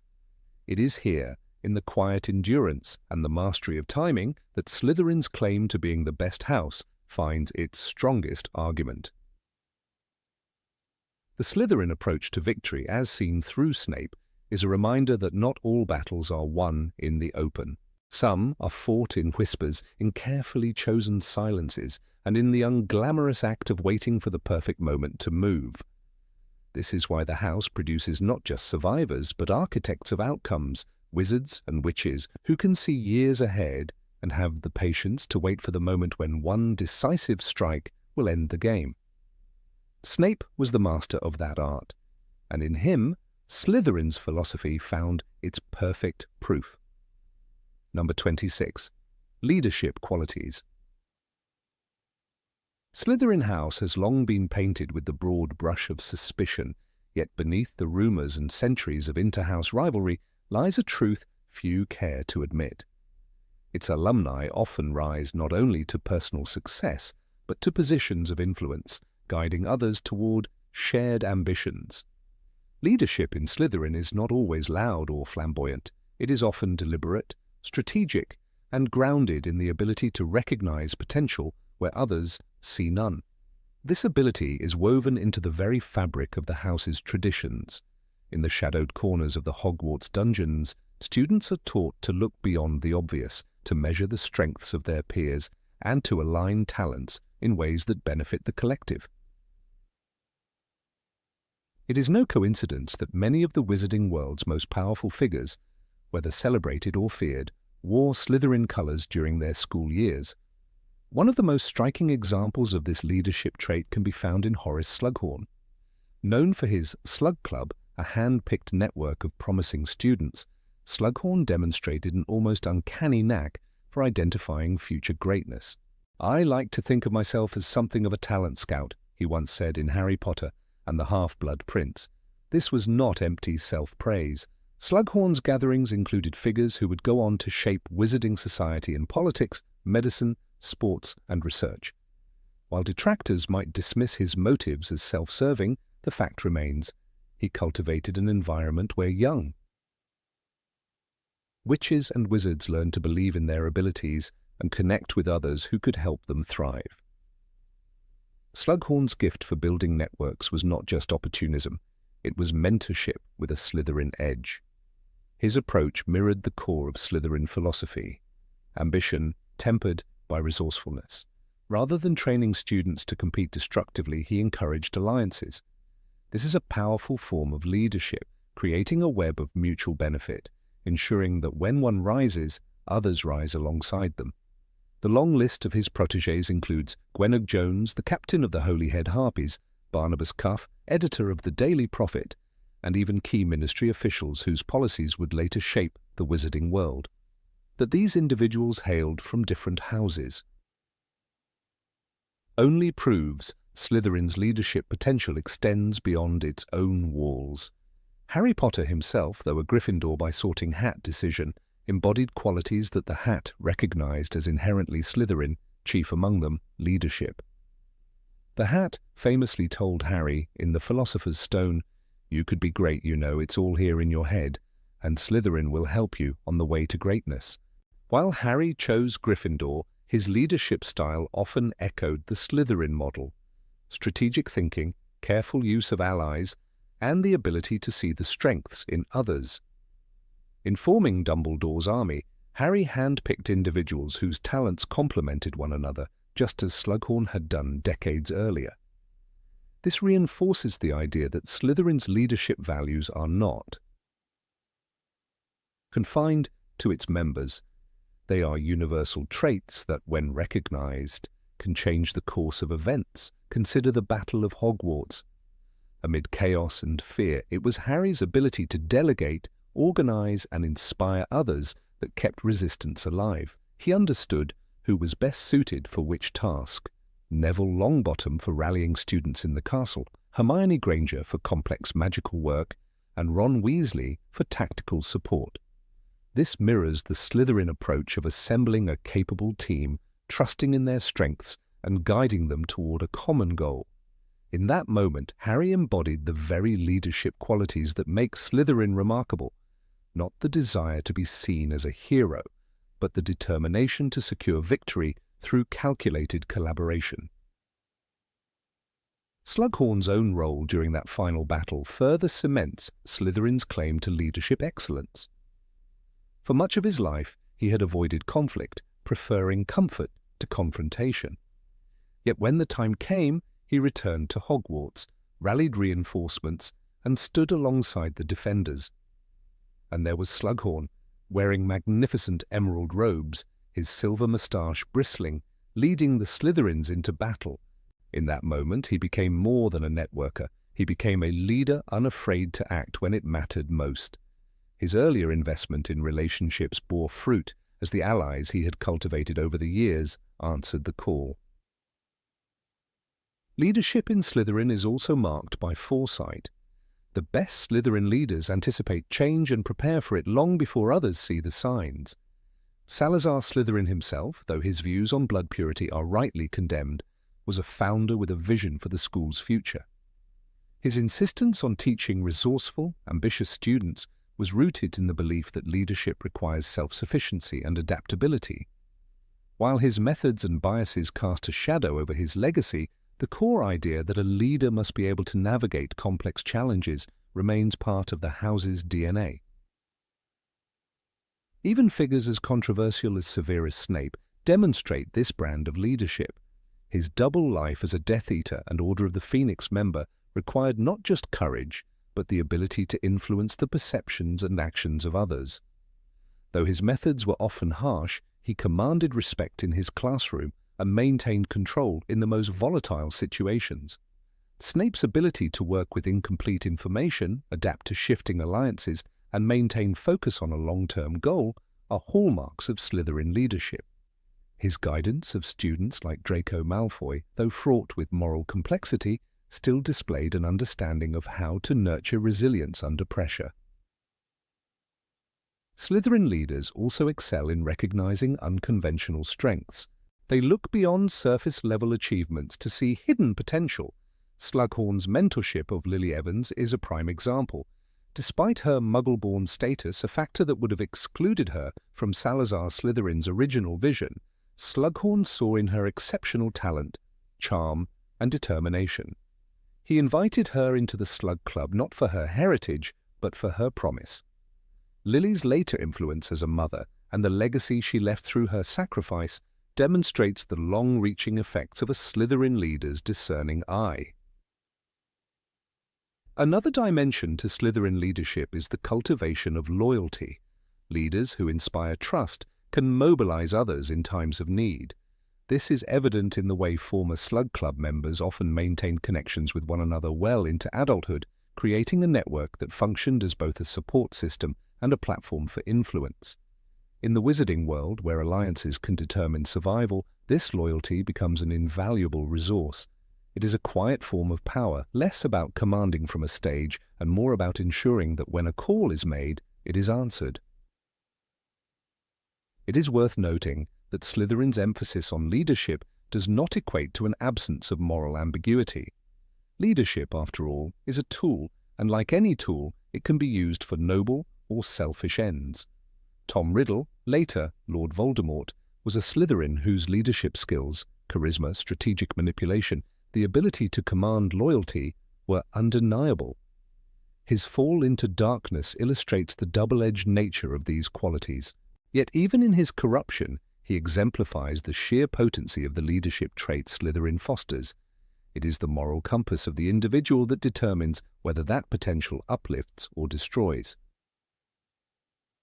The combination of ambition and empathy is perhaps Slytherin's most underrated contribution to leadership.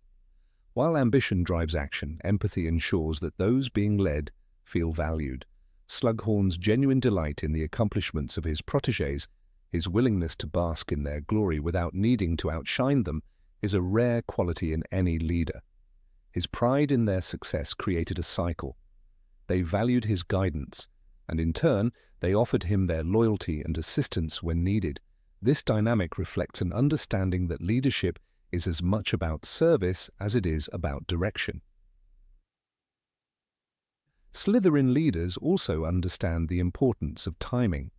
Knowing when to act, when to wait, and when to retreat is crucial in both politics and battle. Slughorn's initial reluctance to join the fight against Voldemort was not cowardice alone, it was calculation. When he returned, it was at a moment when his impact would be greatest, bringing reinforcements at a critical point in the conflict. This patience and precision distinguish Slytherin leadership from the more impulsive styles often seen in Gryffindor. It is leadership that values the long game. Finally, Slytherin's brand of leadership endures because it prepares its members for the realities of the world beyond Hogwarts. The ability to navigate complex social dynamics, to inspire loyalty, to recognize potential, and to act with strategic intent, these are skills that serve well in the ministry, in business, in academia, and in personal life. It is why figures like Slughorn leave such a lasting imprint on the lives they touch, and why even those outside the house can find themselves, knowingly or not, following a Slytherin example. Harry Potter's own journey stands as proof that the qualities Slytherin prizes can be wielded for the greatest good. The house's true legacy lies not in its infamous members, but in the leaders it has quietly shaped, leaders who understand that power means little unless it can lift others with it. Number 27, intuition and sense of timing. Slytherins have always been accused of cunning, yet this very trait is often misinterpreted as pure manipulation. In reality, their so-called cunning often springs from something far less obvious but far more powerful, an innate ability to sense the moment. While Ravenclaws rely on reason and Gryffindors on impulse, Slytherins master the art of listening to the undercurrent of a situation. This skill is rarely taught. It is honed through an acute awareness of one's surroundings and an almost instinctive reading of people. Harry Potter, though sorted into Gryffindor, displayed flashes of this same ability, and those moments aligned more with Slytherin thinking than with the house he called home. When Harry entered the Triwizard Tournament against his will, the entire school was abuzz with speculation. Gryffindors rallied to his side out of loyalty, while many Hufflepuffs turned their backs on him. But instead of launching into reckless confrontation with his detractors, Harry observed the situation. He waited. Even in moments of public hostility, he gauged the mood of those around him before making his next move.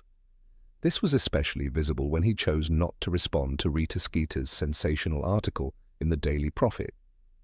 Rather than fuel the fire with defensive outbursts, he recognized that silence would let the story fade faster. That measured restraint mirrored the instinctive caution of someone like Severus Snape, who knew precisely when to speak and when to remain silent. This intuitive pause, knowing when to retreat instead of charge forward, is the hallmark of the Slytherin edge. Take Draco Malfoy during his 6th year.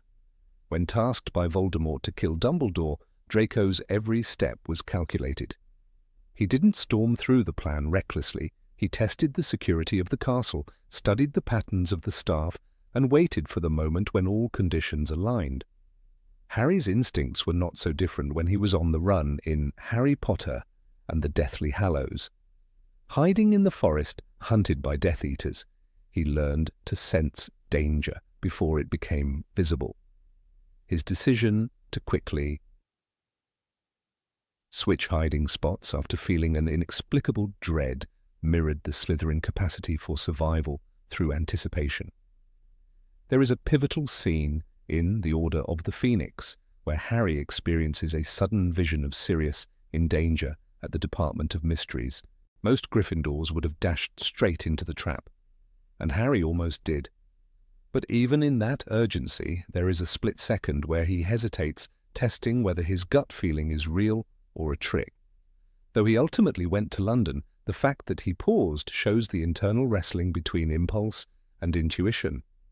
A Slytherin's instinct would have pushed further toward verifying the information before acting, yet Harry's hesitation was the seed of that same skill. Slytherins are not ruled by fear, but by timing. They sense the exact moment when a word, a gesture, or even complete inaction will serve them best. Snape's entire double life depended on this ability. Every time he fed Dumbledore or Voldemort selective truths, he was reading the emotional atmosphere with surgical precision. Harry learned to do the same when pretending to be Stan Shunpike under Polyjuice Potion. He didn't argue too much or too little. He matched the tone, gauging the suspicions in the air, and acted accordingly. That scene, subtle as it was, reveals how deeply he had internalized the value of reading the room. One of the clearest examples of Harry's Slytherin-like intuition comes during the Horcrux hunt. While Ron and Hermione argued over where to search next, Harry stood silently by the tent entrance, scanning the forest. He couldn't explain why, but something about the stillness felt wrong. Moments later, they barely escaped capture. This sense without evidence is exactly what kept many Slytherins alive during both Wizarding Wars. It isn't about divination or seeing the future, it's about perceiving patterns that others miss. A sudden absence of sound, a shift in someone's tone, a tension in the air. In The Half-Blood Prince, Dumbledore himself acknowledges Harry's ability to understand when to act and when to wait. When investigating Voldemort's past, Harry doesn't rush to conclusions but collects fragments of truth, holding them until they form a coherent picture. This patience, though influenced by Dumbledore's guidance, is fundamentally Slytherin in nature. Patience and opportunism are two sides of the same coin. Harry, often criticized for impulsiveness, in these moments shows that he can control his urge to leap, a survival skill Slytherins wield instinctively.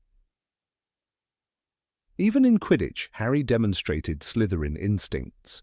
Chasing the snitch in his third year against Cho Chang, he didn't simply race her to the prize. He monitored her position, the weather, and the looming Dementors, real and fake, before making his decisive move. Slytherins in sports are masters of the feint, the momentary retreat that lures the opponent into overextending. Harry's ability to delay action until the odds tilted in his favor mirrored this perfectly.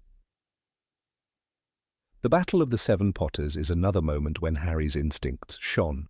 Flying with Hagrid on Sirius's motorbike, pursued by Death Eaters, he didn't cling stubbornly to their original escape path. The instant he felt the pursuit tightening, he adjusted. Not with panic, but with sharp responsiveness. The best Slytherin strategists, from Horace Slughorn to Bellatrix Lestrange, thrived on such adaptability in the moment. In war, the ability to read danger and twist the plan is worth more than any fixed strategy.